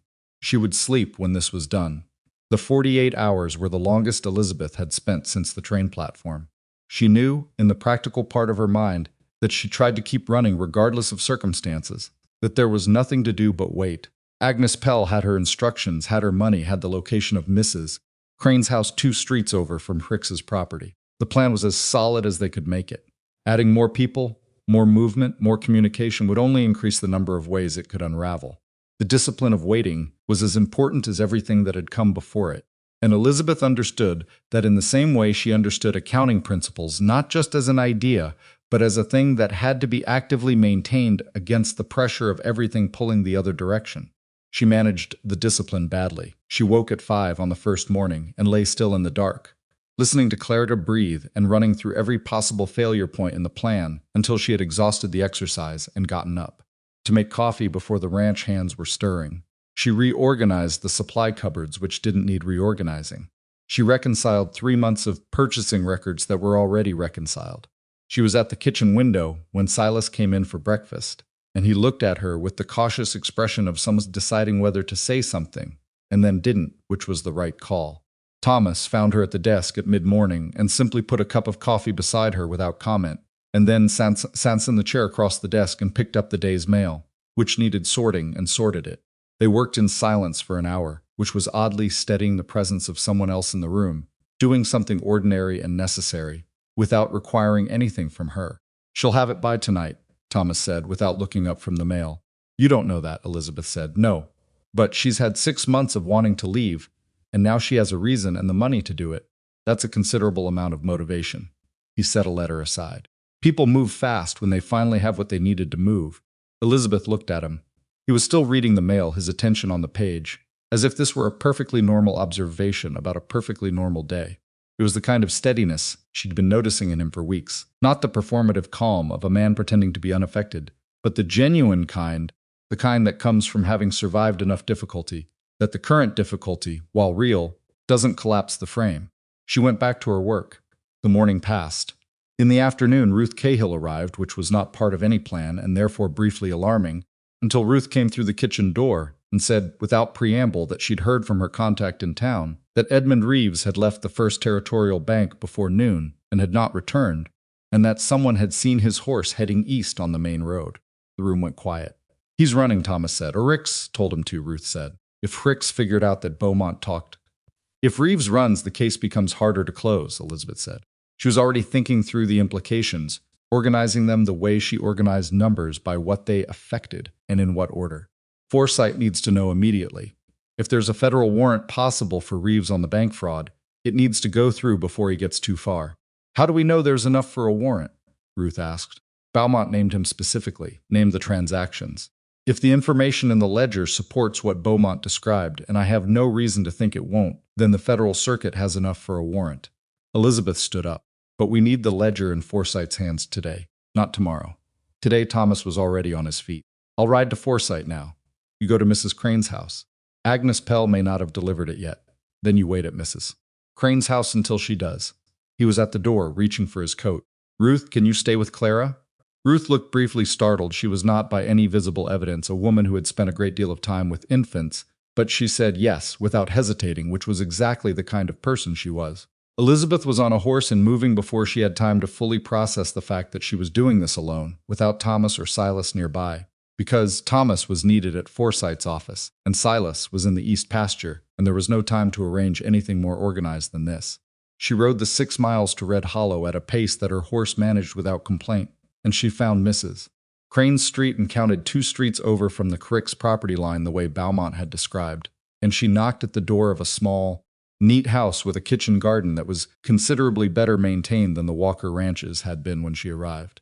Mrs. Crane was 70 if she was a day, with the alert eyes of someone who had been quietly observing the world for a very long time and had developed strong opinions about most of it.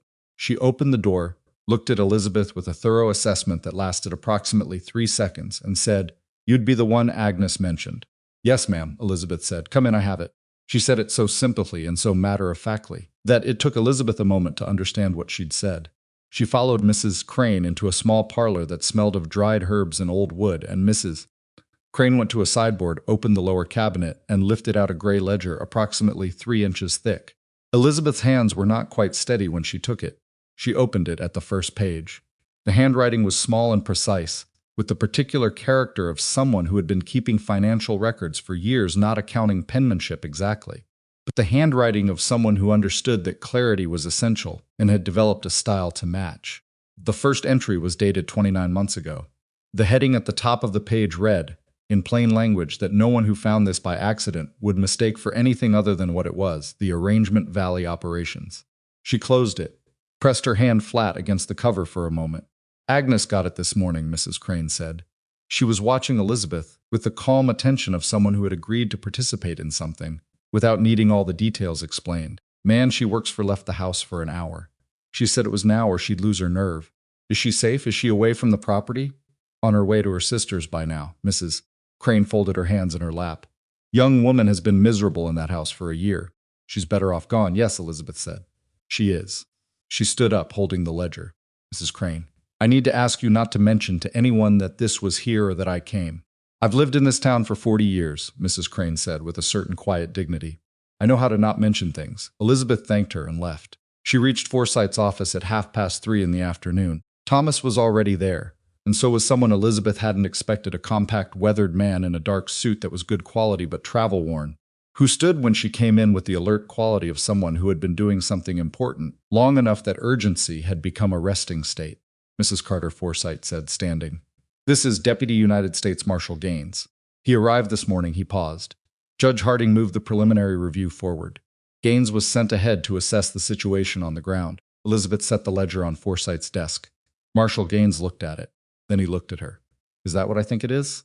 If you think it's Victor Hicks's private record of a 31-month scheme to defraud 7 ranching families, inflate their operating costs, manipulate their credit facilities through a corrupted bank manager, and acquire their water rights through engineered foreclosures, then yes," Elizabeth said. "That's what it is." Gaines picked it up, opened it.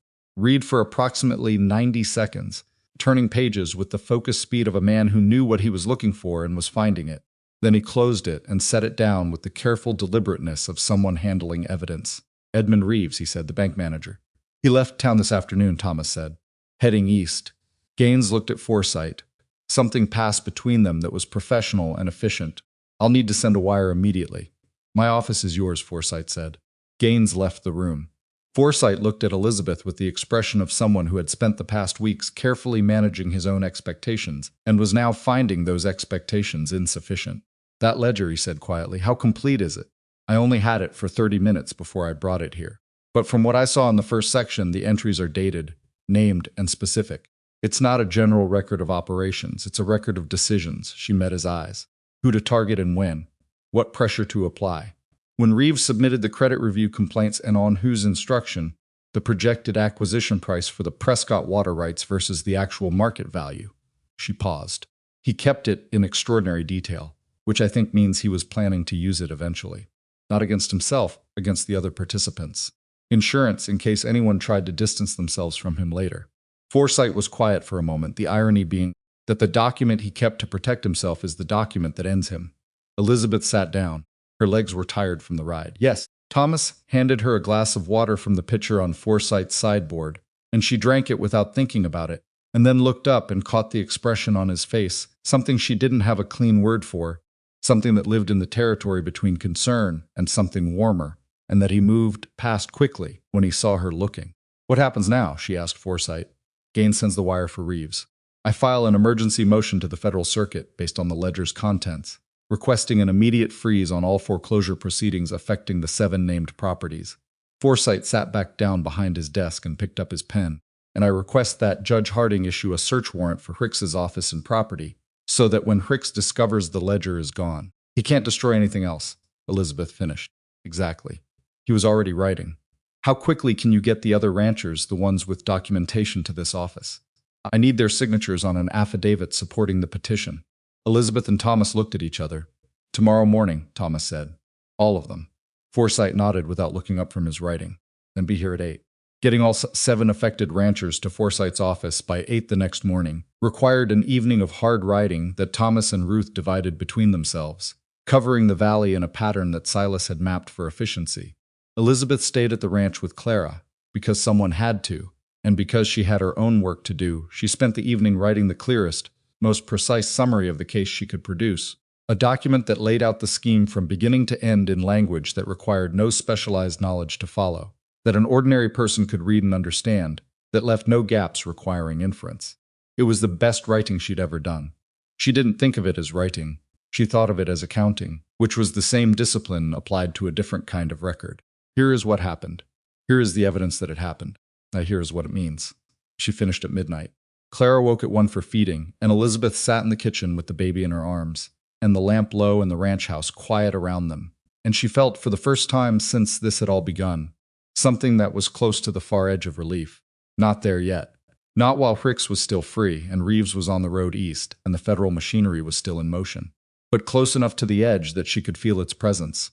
Clara looked up at her in the lamplight with the particular focused attention that babies have when they are awake in a quiet house at an unusual hour, as if the world has simplified itself down to this one face, this warmth, this steadiness. We're almost there, Elizabeth said quietly, to no one in particular. The 8 o'clock meeting at Forsythe's office was not the composed, organized assembly that Elizabeth had imagined.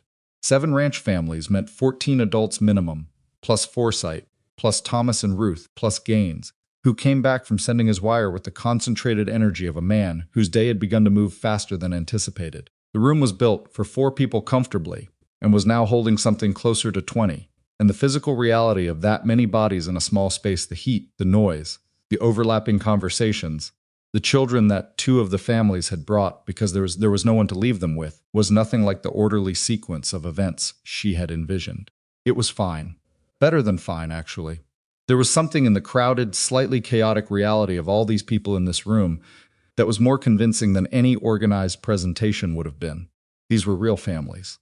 The Prescott family, husband and wife, and their 20-year-old son, who had grown up on that land and had his father's eyes in his mother's jaw, and the expression of someone trying very hard to hold himself together, stood near the window and said almost nothing, and didn't need to.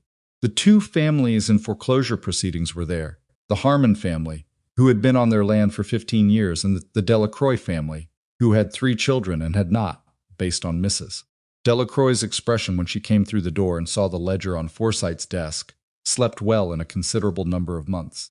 Gaines reviewed the affidavit documents with Forsyte while Elizabeth answered questions from the ranchers about the documentation, who had what it showed, what they needed each person to sign and why. She did this while simultaneously keeping track of Clara, who Ruth had taken, and while maintaining a running awareness of the time, because Ricks would discover the ledger was gone at some point today, and the window between that moment and the moment the federal orders were issued was the most dangerous interval left in this entire sequence. At 9:30, Gaines left the office with the signed affidavits and the federal petition and the ledger, all 3, in a document case that he handled with the careful attention of a man who understood he was carrying something irreplaceable. He was headed to the telegraph office to wire the circuit court and then to make arrangements for Judge Harding's actual arrival in Red Hollow, which Forsyte had confirmed would happen within the week.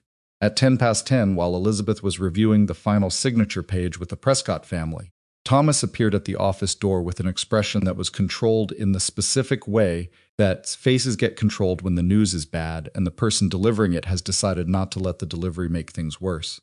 "Ricks knows," Thomas said quietly, stepping close to her. "How long ago? Silas just came in from town. Ricks's men are at his office, several of them more than usual. And someone saw Ricks himself on the street an hour ago, heading toward the bank." Thomas kept his voice low. He looked like a man who'd found his house on fire. Elizabeth thought fast. The bank. He's going to Reeves. Reeves is gone. He doesn't know that yet, she calculated. He'll go to the bank, find out Reeves left, and then she stopped. He'll go to the courthouse, try to file something. Try to preempt the federal process with a local filing. "The courthouse clerk," Thomas said. "The one on Ricks's payroll." "Yes." She looked at Forsyte, who had been listening. "Is there anything Ricks can file locally that would interfere with the federal petition?" Forsyte was already shaking his head. "Not once Gaines has wired the circuit court. Federal jurisdiction supersedes anything a county court does. And the freeze order, once issued, stops all local proceedings." He paused. "The only thing Ricks could do is physically prevent the telegraph from going out." Everyone in the room processed that simultaneously. "Where is Gaines right now?" Elizabeth asked. "He'd left 20 minutes ago," Forsyte said. "Telegraph office is 4 blocks, Thomas said. He was already moving toward the door. What happened in the next 15 minutes was the piece of the story that Elizabeth never told in its complete form afterward, partly because it happened too fast for the sequence to be entirely reliable in her memory, and partly because the version that was most accurate was also the most uncomfortable. Thomas went to the telegraph office at a pace that was not quite a run, because running in the street would draw attention. Forsyte stayed with the ranchers. Elizabeth followed Thomas because she was the one who knew the details of the petition and could answer questions if something had gone wrong. They found Gaines at the telegraph office, which was a relief. They also found 2 of Ricks's men in the street outside the telegraph office, which was not. The men weren't doing anything actionable. They were standing, the way Ricks's men had been standing outside the Walker Ranch weeks ago, with the particular quality of presence that is designed to communicate that they are there without committing to a specific act. Gaines looked at Thomas and Elizabeth when they came around the corner, registered the situation with the economy of expression of a man who had been in professional difficult situations before, and said, without breaking stride toward the telegraph office door, "The wire is already sent." He had been faster than they'd expected. One of Ricks's men stepped forward, not blocking the door, not quite, but moving in a way that was intended to give pause. Gaines stopped and looked at the man with an expression that was entirely calm and entirely without concession. He reached into his jacket and produced his federal marshal's badge and held it where the man could see it clearly. "I am a deputy United States Marshal operating under federal circuit authority," he said, in the tone of someone who has said this before, in situations that resolve correctly. "Step back." The man stepped back. The second man said nothing and did not move, and then thought better of his position and took a step back as well. Gaines went into the telegraph office. Thomas and Elizabeth waited in the street. The 2 men looked at them, and Thomas looked back at them, with the expression of a man on his own land, which Red Hollow wasn't technically, but the principle was the same, and the men found something else to look at. Gaines came out 6 minutes later and said that confirmation of receipt from the federal circuit had already come through. The freeze order was in process. Judge Harding would be in Red Hollow within 4 days. He looked at the 2 men still in the street. "Those men work for Ricks?" "Yes," Thomas said. "Good. Tell them or tell anyone who tells Fricks that the Federal Circuit Court of Wyoming has issued a freeze on all foreclosure proceedings and property sale processes affecting the 7 named properties in this valley, effective as of this hour. Any attempt to advance those proceedings or compel any sale will be a federal offense." He paused. "And tell them that Edmund Reeves was apprehended this morning in Laramie." Thomas looked at him. "This morning? My wire last night was very specific." Gaines almost smiled. "Reeves was on his way to the rail station. He had a bag and a one-way ticket." He put the badge away. "He's considerably more willing to discuss his arrangements with Cricks this morning than he was last night, I'm told." The 4 days before Judge Harding's arrival were not quiet, but they were different from everything that had preceded them, a controlled kind of tension, rather than the free-falling kind.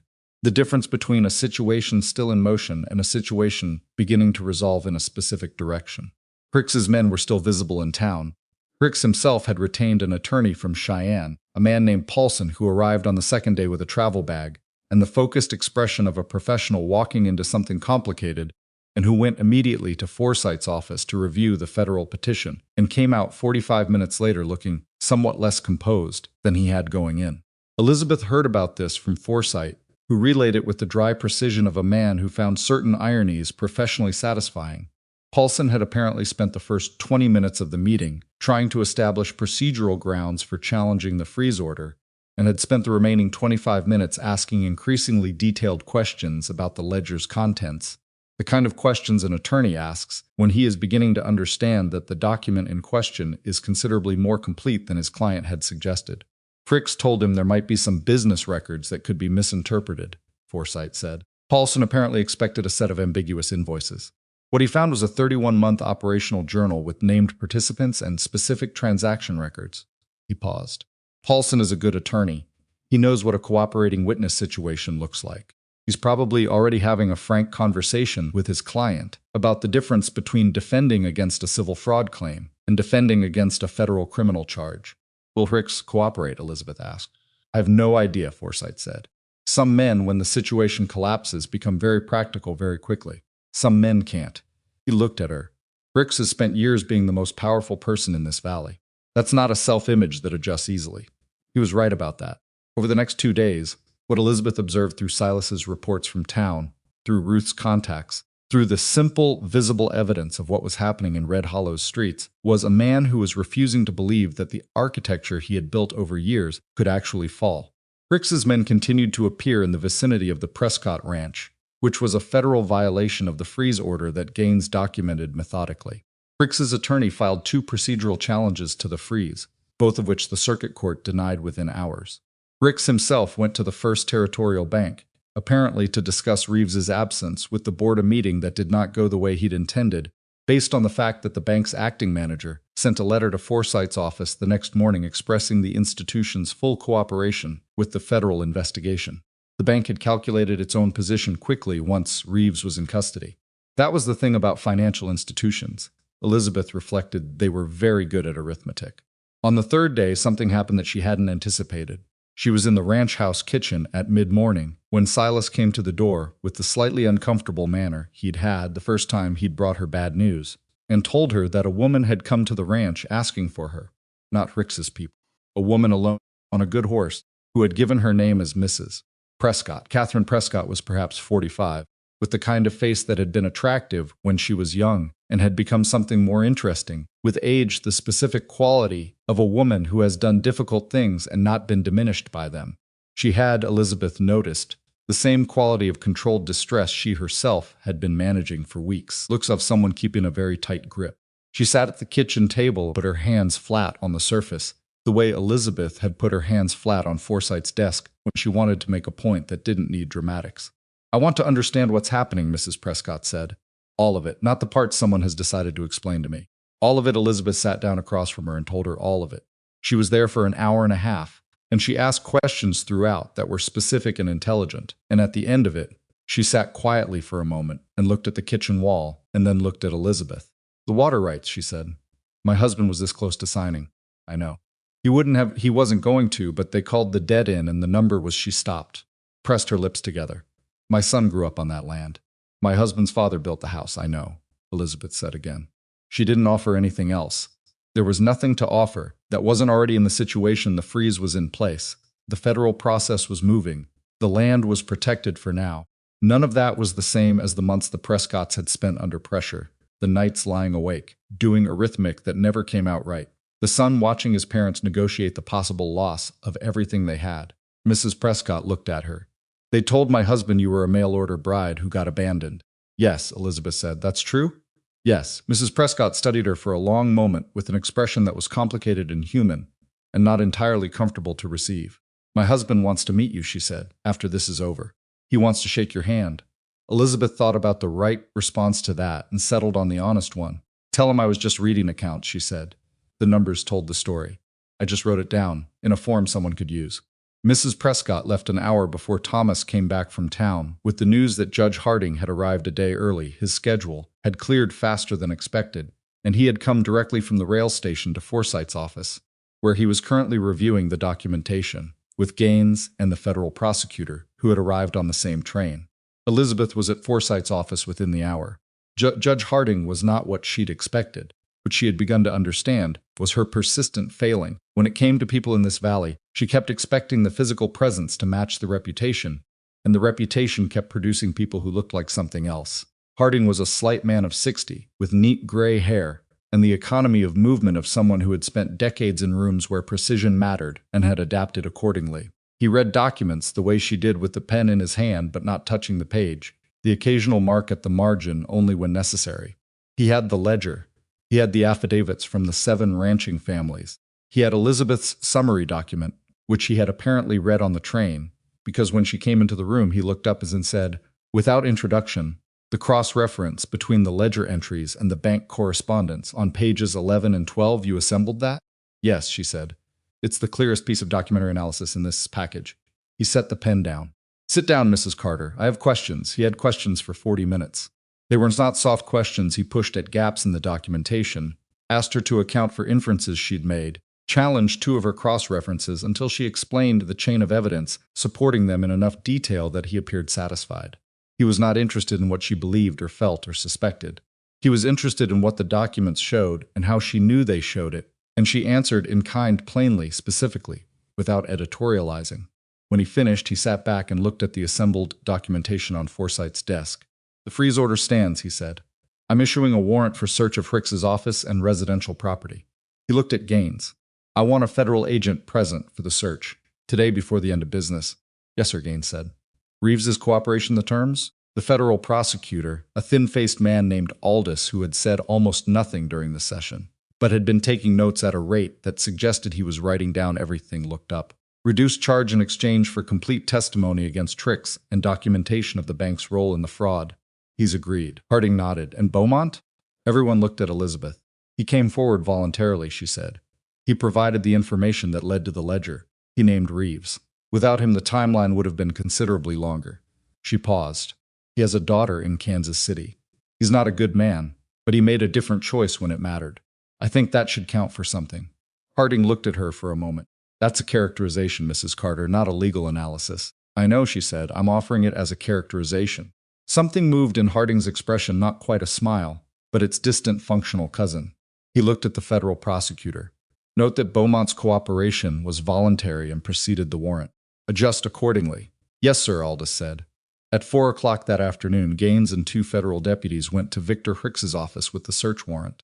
By the time the sun was low in the western sky, they had removed 14 boxes of documents, confirming the ledger's account entries in detail and adding layers of operational record that even Elizabeth hadn't anticipated. Correspondence with a second bank in a neighboring county that had been kept entirely separate from everything else. Records of communications with 2 county officials whose names appeared nowhere in the documentation she'd assembled. The scheme was considerably larger than she'd known. Hicks was arrested at his property at 6 o'clock. Elizabeth heard about it later from Silas, who had been in town and had witnessed the moment. He said that Hicks had said very little when Gaines showed him the warrant. He had looked at the federal deputies, and then at Gaines, and then at the growing number of townspeople who had gathered at a respectful distance, because word traveled fast in a small town, and this was not the kind of thing people chose not to witness. And then Silas said, Hicks had looked at the street around him, at the buildings and the faces and the valley that he had spent 3 years systematically trying to own, and something in his face had done a thing that Silas struggled to describe, and finally settled on, like a man who just now understood what he'd lost. Not the ledger, not the case, something else. The respect of a place he'd wanted to control so badly that he'd forgotten what it would cost him to lose the thing he'd been trying to replace with control. Silas delivered this account at the kitchen table that evening, with Thomas and Ruth and Elizabeth all present, and when he finished there was a silence that wasn't triumphant exactly. It was more complicated than triumph, more tired, with the particular texture of a conclusion that has been a long time coming, and arrives not with a bang, but with the specific, exhausted weight of something finally being over. Ruth was the one who broke it. She reached across the table and poured herself more coffee with the brisk economy of a woman who had things to do tomorrow and intended to do them. "The Prescott water rights," she said. "They're protected through the freeze, but we need to make sure the legal status is formalized before the freeze lifts." "Forsyth is working on it," Thomas said. "I know Forsyth is working on it. I want to know the timeline." And just like that, they were back to work because there was still work to do. The freeze was not a resolution, it was a pause. And the resolution would take months of federal proceedings and legal filings and documentation of the kind that Elizabeth was now, apparently, the most qualified person in the valley to manage. The 2 families in foreclosure proceedings. The 7 families' inflated supply costs, which would require separate civil claims. The bank's liability, Beaumont's formal cooperation agreement, Reeves's testimony. Months of work. She looked around the kitchen table, Thomas, Ruth, Silas, and felt the full weight of how far this had come from that train platform. From that moment of Arthur Beaumont setting her suitcase down and walking away. He had thought she had nowhere to go. What he had actually given her was a reason to go somewhere. Clara woke from her evening nap in the room off the kitchen. The small, insistent sound of a baby who had decided that sleeping was finished and that someone should come and confirm the world was still there. Elizabeth pushed her chair back and went to her and picked her up and brought her back to the kitchen, where Clara looked around at the assembled adults with the bright-eyed thoroughness of someone taking inventory, and then fixed her attention on Thomas with the focused recognition she'd been developing over weeks. Thomas looked back at her. He was not a man who made easy faces at babies. He didn't have that particular social fluency, but there was something in the way he looked at Clara that was completely unguarded. And Elizabeth saw it clearly, because she was standing close enough to see it, and because she had been paying attention to Thomas Walker in the particular way you pay attention to someone when you are living in their house and depending on their steadiness and trying very hard not to let that become something it shouldn't be yet. Yet, the word arrived in her mind without invitation. She shifted Clara to her other arm and sat back down at the table and said to Ruth, "The timeline for the Prescott filing. What does Forsyth need from us to move it forward?" Ruth told her. She wrote it down. They kept working. Outside, Red Hollow was settling into its evening, and in a holding room somewhere east of town, Victor Hicks was beginning to understand the arithmetic of his situation. And in Laramie, Edmund Reeves was already understanding his. And somewhere in Kansas City, a 9-year-old girl had a father who had made one right choice at the end of a long sequence of wrong ones, which was not nothing, which was in fact the only thing that could be said in a man's favor when the final accounting was done. Elizabeth's lamp burned late at the Walker Ranch that night. It had burned late every night for weeks, and she had never once considered putting it out early. The federal proceedings took 4 months. Elizabeth had known they would take time. She had told the ranchers this, had told Thomas this, had reminded Ruth of it when Ruth's patience with the pace of institutional processes ran thin, which it did approximately every 2 weeks, with the regularity of a schedule. What she hadn't entirely accounted for was what 4 months of sustained legal process felt like from the inside, when you were one of the primary witnesses and also trying to run a household and also raising a 7-month-old who became an 8-month-old and then a 9-month-old, and then on a Tuesday morning when Elizabeth was in the middle of cross-referencing civil claim documentation for the Harmon family's case, became a baby who pulled herself upright against the leg of the office desk and stood there for approximately 4 seconds before sitting down hard on the floor with an expression of profound surprise. Elizabeth sat very still for a moment, then she set down her pen. "Thomas," she called. He was in the hallway within seconds, with the particular speed of someone who had learned that Elizabeth, calling his name in that tone of voice, meant something had happened that required attention. He came through the door and looked at her, and she pointed at Clara, who was sitting on the floor, looking at the desk leg with the focused interest of someone considering a second attempt. Thomas looked at Clara. Then he crouched down to her level without saying anything, and Clara looked at him and made the sound she made when she was pleased to see someone, a short, emphatic vocalization that was not yet a word but was clearly the precursor to one, and grabbed the desk leg again and hauled herself upright. This time she lasted 6 seconds before sitting down. Thomas watched this with an expression that Elizabeth had learned to read over 4 months of proximity, the guarded, slightly overwhelmed look of a man encountering something he doesn't know how to protect himself against and has stopped trying. He reached out and offered Clara his finger, and she grabbed it with the decisive grip of someone who has identified a useful handhold and used it to pull herself up a third time. "She's going to walk soon," Elizabeth said. "Yes," Thomas said. His voice had a quality she couldn't entirely account for. "You don't have to stay and watch. I know you have the east fence to—" "The east fence can wait," he said. So they stayed, the three of them, in the small office, while Clara practiced standing against the desk leg and against Thomas's hand, and eventually against nothing at all, for the better part of an hour on a Tuesday morning in November, while outside the Walker Ranch the valley went about its business, and 4 months of federal proceedings ground forward toward the conclusions that were now finally becoming clear. The plea agreements came through in the same week. Reeves first, then 2 of the county officials whose names had surfaced in the document search, then 3 of Fricks's operational contacts whose roles in the scheme had been detailed in the arrangement book with the same meticulous specificity. Fricks had applied to everything else. Each agreement required testimony. Each testimony added layers to the federal record that the prosecutor, Aldous, assembled with the patient thoroughness of a man who understood that a case this size would be examined for years and needed to be unassailable. Elizabeth testified twice. The first time was a deposition in Forsyth's office, conducted by Aldous, that lasted 3 hours and covered every step of her process from the initial invoice discrepancies through the organization of the cross-ranch documentation.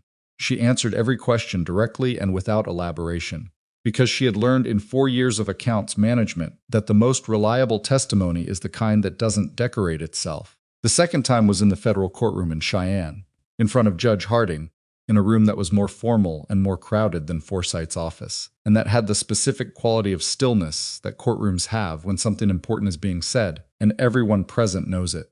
She had left Clara with Thomas for the day. Thomas had come to the door of the ranch house that morning as she was getting ready, and had said, without making it into more than it was, that he had moved the morning work to the afternoon and would be at the house all day. She had thanked him, and he had nodded, and that had been the whole conversation, which was the right length for it. In the courtroom, she sat in the witness chair and looked at the assembled room, Aldous at the prosecution table, Paulson at the defense table with his client beside him, the ranching families who had come to observe in the gallery, Ruth in the second row with her arms folded and her expression concentrated, and she told the story that the numbers had told her, in order from the first invoice discrepancy to the final documentation of the arrangement book's contents. Paulson cross-examined her for 40 minutes. He was a skilled attorney, and he worked the angles available to him: her personal stake in the case, the circumstances of her arrival in Red Hollow, the question of whether someone who had come to Wyoming as a mail-order bride and ended up employed by one of the affected ranchers could be considered a disinterested analyst of the evidence. He didn't attack her character directly, because he was too good for that, and it would have backfired. He tried instead to suggest that her conclusions were shaped by her circumstances, rather than the other way around. She answered each challenge by returning to the documents. Not her interpretation of the documents themselves. The entries in the arrangement book, the cross-referenced bank correspondence, the delivery logs against the inflated invoices. She returned to them the way you return to a foundation when someone questions the structure built on top of it, not defensively, but simply with the confidence of someone who knows what the foundation is made of. Paulson sat down after 40 minutes with the careful expression of a man who has found what he expected to find, which was that there was no angle available to him that the evidence didn't close off. Harding looked at Elizabeth over his papers. "Thank you, Mrs. Carter. You may step down." She stepped down and walked back to her seat in the gallery, and Ruth, without looking at her, moved her arms slightly, so that their shoulders were briefly in contact, which was the most demonstrative Ruth Cahill was likely to get in a public room, and which Elizabeth understood as the expression of solidarity it was. Victor Fricks was convicted on 11 counts of federal fraud, bank collusion, and conspiracy to commit property theft through fraudulent legal processes. The sentence was handed down 3 weeks after testimony concluded 14 years, with a provision that the assets identified in the arrangement book as proceeds of the fraud were subject to civil recovery proceedings by the affected parties. Edmund Reeves received a reduced sentence of 4 years in exchange for his full cooperation, with a permanent prohibition from working in any banking capacity. The 2 county officials received lesser sentences commensurate with their roles, which had been significant but secondary. Arthur Beaumont was not charged. His cooperation agreement, formalized through foresight and confirmed by Aldous, reflected his voluntary disclosure prior to the warrant and his provision of the information that led to the ledger. He left Wyoming shortly after the agreement was signed, and Elizabeth did not hear from him again. She thought about him occasionally, in the way you think about something that left a mark, not with warmth, not with the opposite of warmth either, just with the acknowledgement that a person had made one right choice when it mattered, and that this was both less than what his earlier choices had required and more than nothing. She hoped, without sentimentality, that his daughter in Kansas City knew her father had done one right thing. The civil recovery process for the 7 affected ranches took another 2 months and was, in Elizabeth's estimation, the most technically demanding work she had done in the entire sequence of events, more complex than the original documentation, because the civil claims required not just demonstrating what had been taken, but calculating the precise financial damage to each family and establishing the legal mechanism by which recovered assets could be distributed. She did this work at the desk in the office of the Walker Ranch, with Clara nearby in whatever configuration was available, the basket when she was sleeping, the floor with a series of objects that she found interesting when she was awake, and occasionally on Elizabeth's lap when she was neither asleep nor interested in the floor, and had decided that what she wanted was proximity to her mother, which Elizabeth accommodated while continuing to work, because she had gotten very good at functioning with one hand. Thomas brought her coffee in the mornings and dinner in the evenings, and occasionally, when the work ran late, he would come to the office door and simply stand there for a moment, and she would look up, and he would say, "Come eat something," and she would say she'd be there in a few minutes, and he would go back to the kitchen, and she would be there in a few minutes, or sometimes 20 minutes, and he had stopped expressing any opinion about the difference. It was a life. Not the life she had traveled 900 miles to find, not the one described in Arthur Beaumont's careful letters, but a life that was hers in the way that only things you build yourself entirely from scratch can be yours. She had come to this ranch with $7.30 and a baby and no plan, and she had built something here that she couldn't have described on the train platform in Illinois, because she hadn't known then that this was a thing that could be built. She knew now. The civil claims were resolved in January, in a session with Harding's appointed administrator that Forsyth attended, and Elizabeth attended, and the representatives of all 7 families attended. The distributions weren't perfect, they never were, in these situations, because money recovered through a legal process is never exactly the same as money that was never taken, but they were substantial. The Harmon and Delacroix families, who had been in active foreclosure, received priority distributions that resolved their debt positions and left them with operating capital for the coming season. The Prescott family received a formal legal affirmation of their water rights that was, Forsyth said, more ironclad than anything they had held before the scheme began, because it had now been examined and confirmed by a federal court. The Prescotts came to the Walker Ranch the week after the civil resolution. Mr. Prescott was a broad-shouldered man of about 60, who had, Elizabeth thought, the look of someone who had been carrying something very heavy for a very long time, and had recently set it down, not fully recovered yet, but beginning to move differently without the weight. He shook Elizabeth's hand with both of his, the way people do when one handshake doesn't feel like enough. "My wife told me what you said," he told her, "that you were just reading accounts." "I was," Elizabeth said. "You were doing considerably more than that." He looked at her steadily. "My son is going to run that ranch after me. My grandchildren are going to grow up on that land." He stopped. The sentence didn't need finishing. Elizabeth nodded. She didn't say anything, because there was nothing to say that the moment didn't already contain. After the Prescotts left, she went back to the office and stood at the window for a while, looking out at the January valley, gray and cold and still, the kind of stillness that carries the suggestion of what it will become in spring, the grass not dead but only waiting. She had a specific feeling that she struggled to name correctly. Not satisfaction, which was too small. Not triumph, which was the wrong shape. Something closer to the feeling you get when you look at a ledger that has finally balanced not joy exactly, but the deep, specific rightness of a thing being what it should be. She was still standing at the window when Thomas came in. He stopped when he saw her. She heard him behind her and didn't turn, and he didn't speak immediately, which was one of the things about him she had come to rely on without meaning, to that he didn't fill silence with words when the silence was doing something useful. "Prescott's gone," said finally. Just a pause. She heard him move not toward the door, toward the window. He stopped a few feet from her, and they both looked out at the valley together for a moment. "Elizabeth," he said. It was the first time he had used her given name without the Mrs. Carter in front of it. She noticed this without commenting on it. "I need to say something," he said, "and I'm going to ask you to let me finish it before you respond, because I've been working up to it for about 2 months, And if I stop, I'm not sure I'll get started again. She turned from the window and looked at him. He was looking at the valley, not at her, with the expression she recognized as the one he wore when he was working through something he hadn't resolved yet, and was committing to the resolution anyway. I know what you came here for, he said. I know it wasn't this ranch, and it wasn't a housekeeping position, and it wasn't spending 4 months building a federal fraud case. You came here because someone made you promises, and you were trying to build something stable for your daughter. And I know that what you've built here is yours, your work, your doing, and I'm not trying to claim any part of that. He stopped. Then, more carefully, but I want to ask you to stay. Not because you don't have anywhere else to go, you do. Now you have resources and a reputation in this valley that would get you a position anywhere you asked. Not because of what you did for this ranch or this valley. He looked at her finally. Because Clara knows my face. Because the mornings here are different from what they were before you arrived, and I know now that the difference is you. Because I would like, if you're willing, to try to build something that isn't an employment arrangement. He stopped. The office was very quiet. Elizabeth looked at him, at this man who had hired her without asking too many questions, who had brought her coffee in the mornings and waited at the base of stairs with lanterns in the dark, who had crouched on the floor of this office and offered a baby his finger to hold so she could practice standing, who was not easy or particularly smooth, and who had spent 2 months working up to a conversation that most men would have handled badly. And he had handled, she thought, with a straightforward honesty that was entirely him. You have terrible timing, she said. He blinked. What? It's January. It's cold. Clara is teething, which means I haven't slept properly in 2 weeks.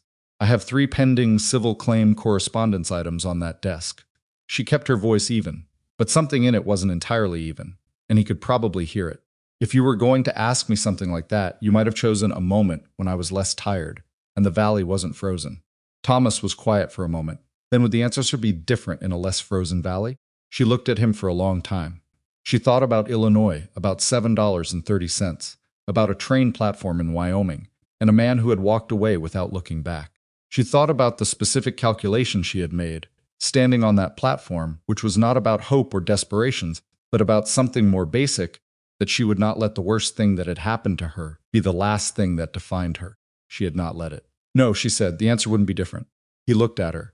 Something moved in his face, not the distant cousin of a smile this time, but the thing itself, imperfect and real, and entirely unguarded in a way she hadn't seen from him before. All right, he said. All right, she agreed. It was not a romantic scene. Clara chose this moment to wake from her nap in the next room and announced this fact with considerable volume, and Elizabeth went to get her, and Thomas followed, and the 3 of them ended up in the kitchen because it was warmer than the office, where Thomas made coffee and Elizabeth settled Clara on her hip, and the afternoon light came through the kitchen window at the angle it came through in January, low and clear and honest. It was not a perfect moment. Most real moments aren't. It was better than perfect. It was actual. Spring came to the valley the way Wyoming spring comes, not gently, not all at once, but in argument with the winter, warm days that retreated into cold nights, mud that made the ranch work harder before it made it easier, the grass coming back in stages that you had to look carefully to see unless you'd been watching for them.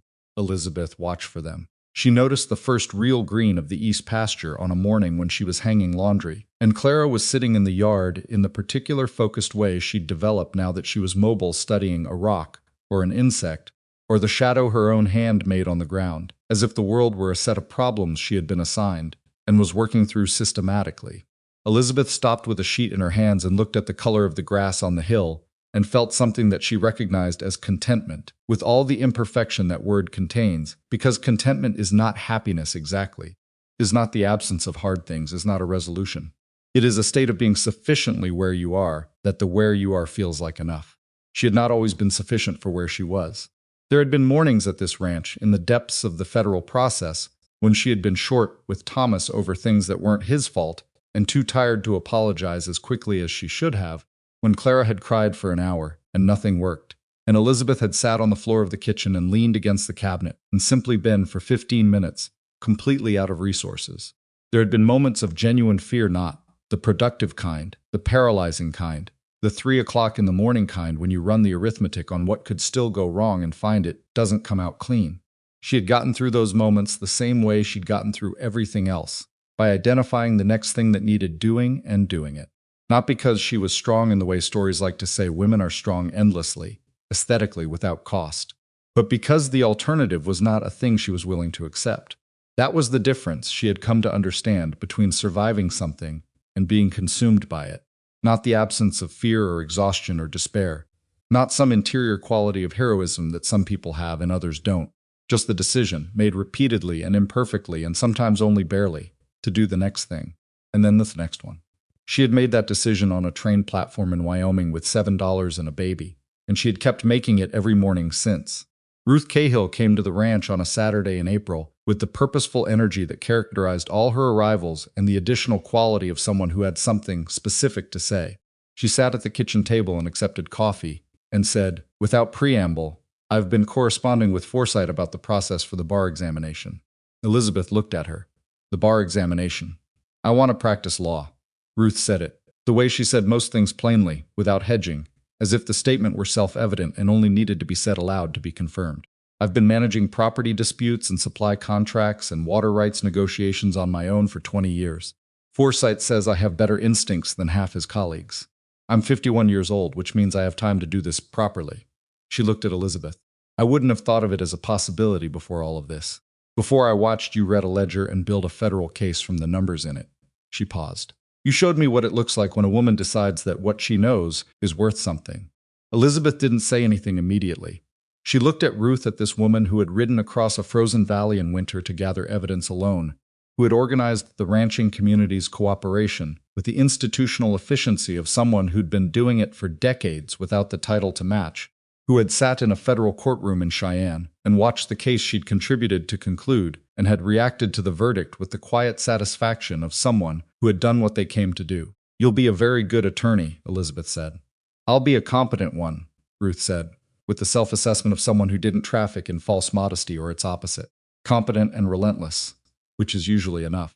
"Usually more than enough," Elizabeth agreed. They drank their coffee and talked for an hour about the bar examination process, about which areas of law Ruth was most interested in, about Forsythe's offer to supervise her preparation, and about the practical management of the Cahill Ranch during the study period. It was a real conversation about real logistics, not an inspirational exchange. Ruth wasn't looking for inspiration, she'd already been inspired. What she needed now was information and a thinking partner, and that was something Elizabeth could provide. After Ruth left, Elizabeth stood in the kitchen for a moment with the coffee cups on the table and the sound of Thomas working in the yard, and Clara's voice coming from the front room where Silas's wife had taken her for the morning, and she thought about what Ruth had said, that Elizabeth had shown her what it looked like when a woman decided what she knew was worth something. She turned that over for a while. The thing about what she'd done, the accounting, the documentation, the federal case, was that she had not done it from strength. She had done it from necessity, and then from fury, and then from something more sustained and harder to name, which was the accumulated weight of watching what happened to people when no one with the right skills was paying close enough attention. She had not arrived in Red Hollow as a savior. She had arrived as a woman with $7 and a baby, and a specific skill set that turned out to be exactly what the situation required. The world was full of situations that required specific skill sets. The world was also full of people with those skills who had been told, in one way or another, that what they knew didn't count, that the right kind of knowledge looked different, lived somewhere else, belonged to someone else. She had been told that in the various ways women were told it in the world she occupied. She had been arranged into a role designed to make her usefulness invisible. What she had refused to do was accept the arrangement. She thought that was the thing. If there was a thing, the one place where she had not compromised, not from the platform in Red Hollow to the courtroom in Cheyenne.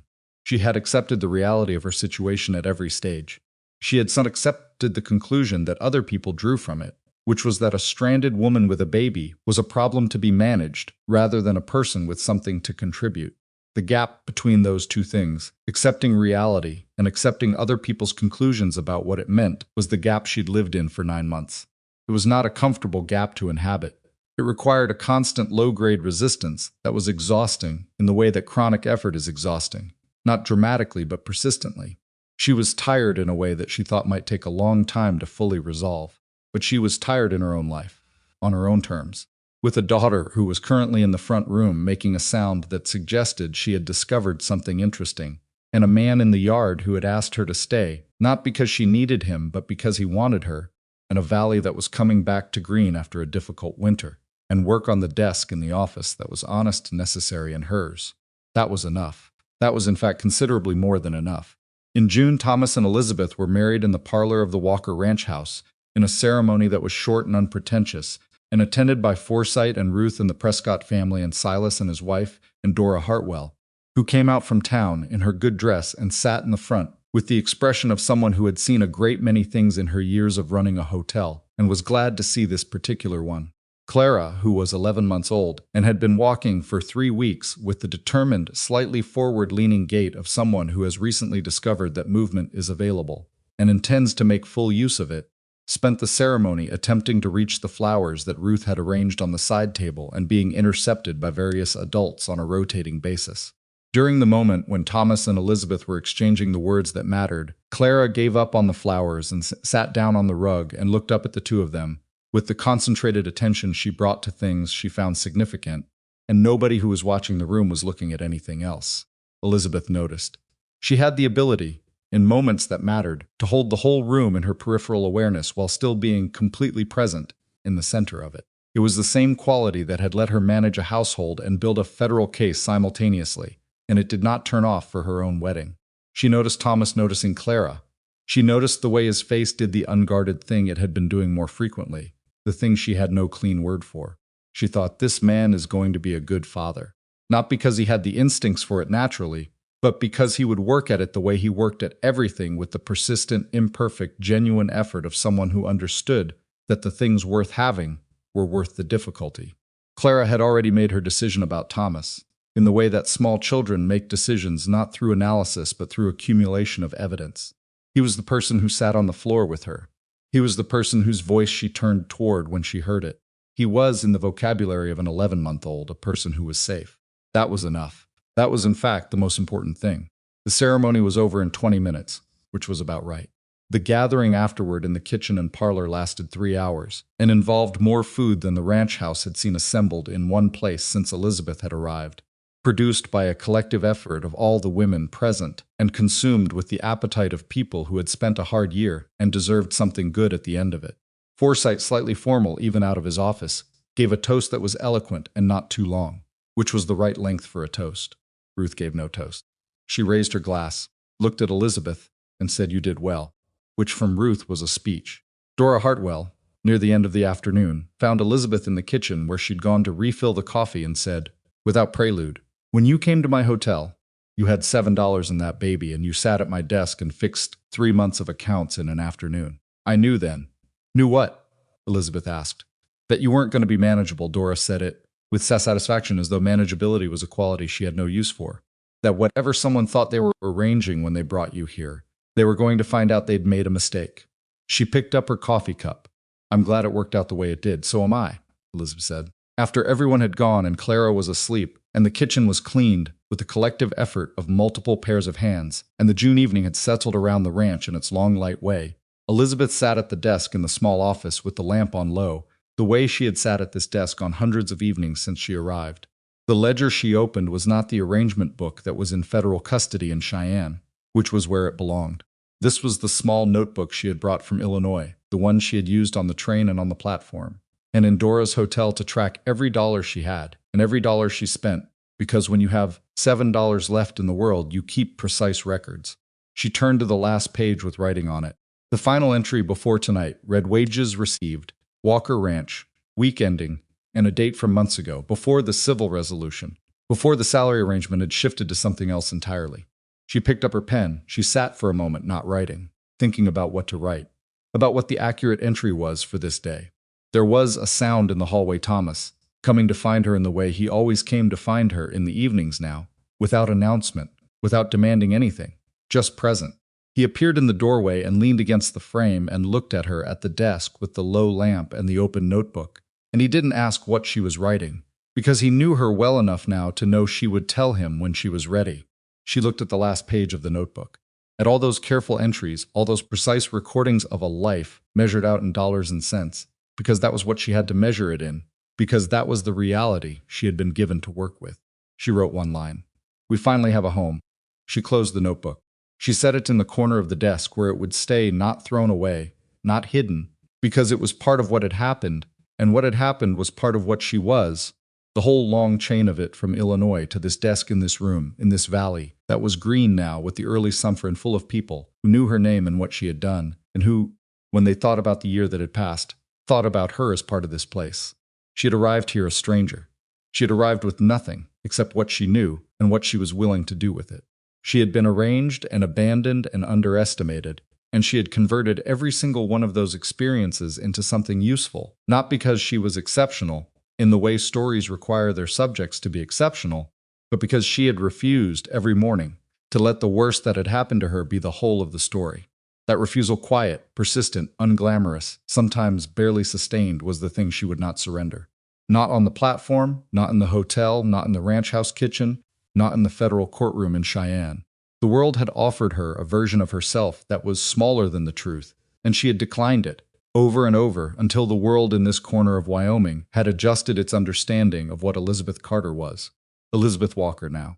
Thomas came across the room and put his hand on her shoulder, brief and warm, and then pulled up the chair across the desk and sat down, and picked up the mail that still needed sorting, because there was always mail that needed sorting. And the work didn't stop because the difficult part was over. It never stopped. That was not a complaint.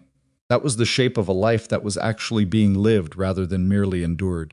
Outside the Walker Ranch settled into its June night the sounds of the pasture, the occasional movement from the barn, the long quiet of a valley that had come through something and was still standing, still here, still green, still running, still inhabited by people who had learned this year that the land they worked was worth fighting for, and that the fighting could be done with documents and arithmetic, and the stubborn refusal to accept what someone else had decided your limitations were. Clara slept in the room off the kitchen. The lamp burned low on the desk. Elizabeth picked up her pen and turned to a fresh page, because there was always more to write, and she intended to write all of it.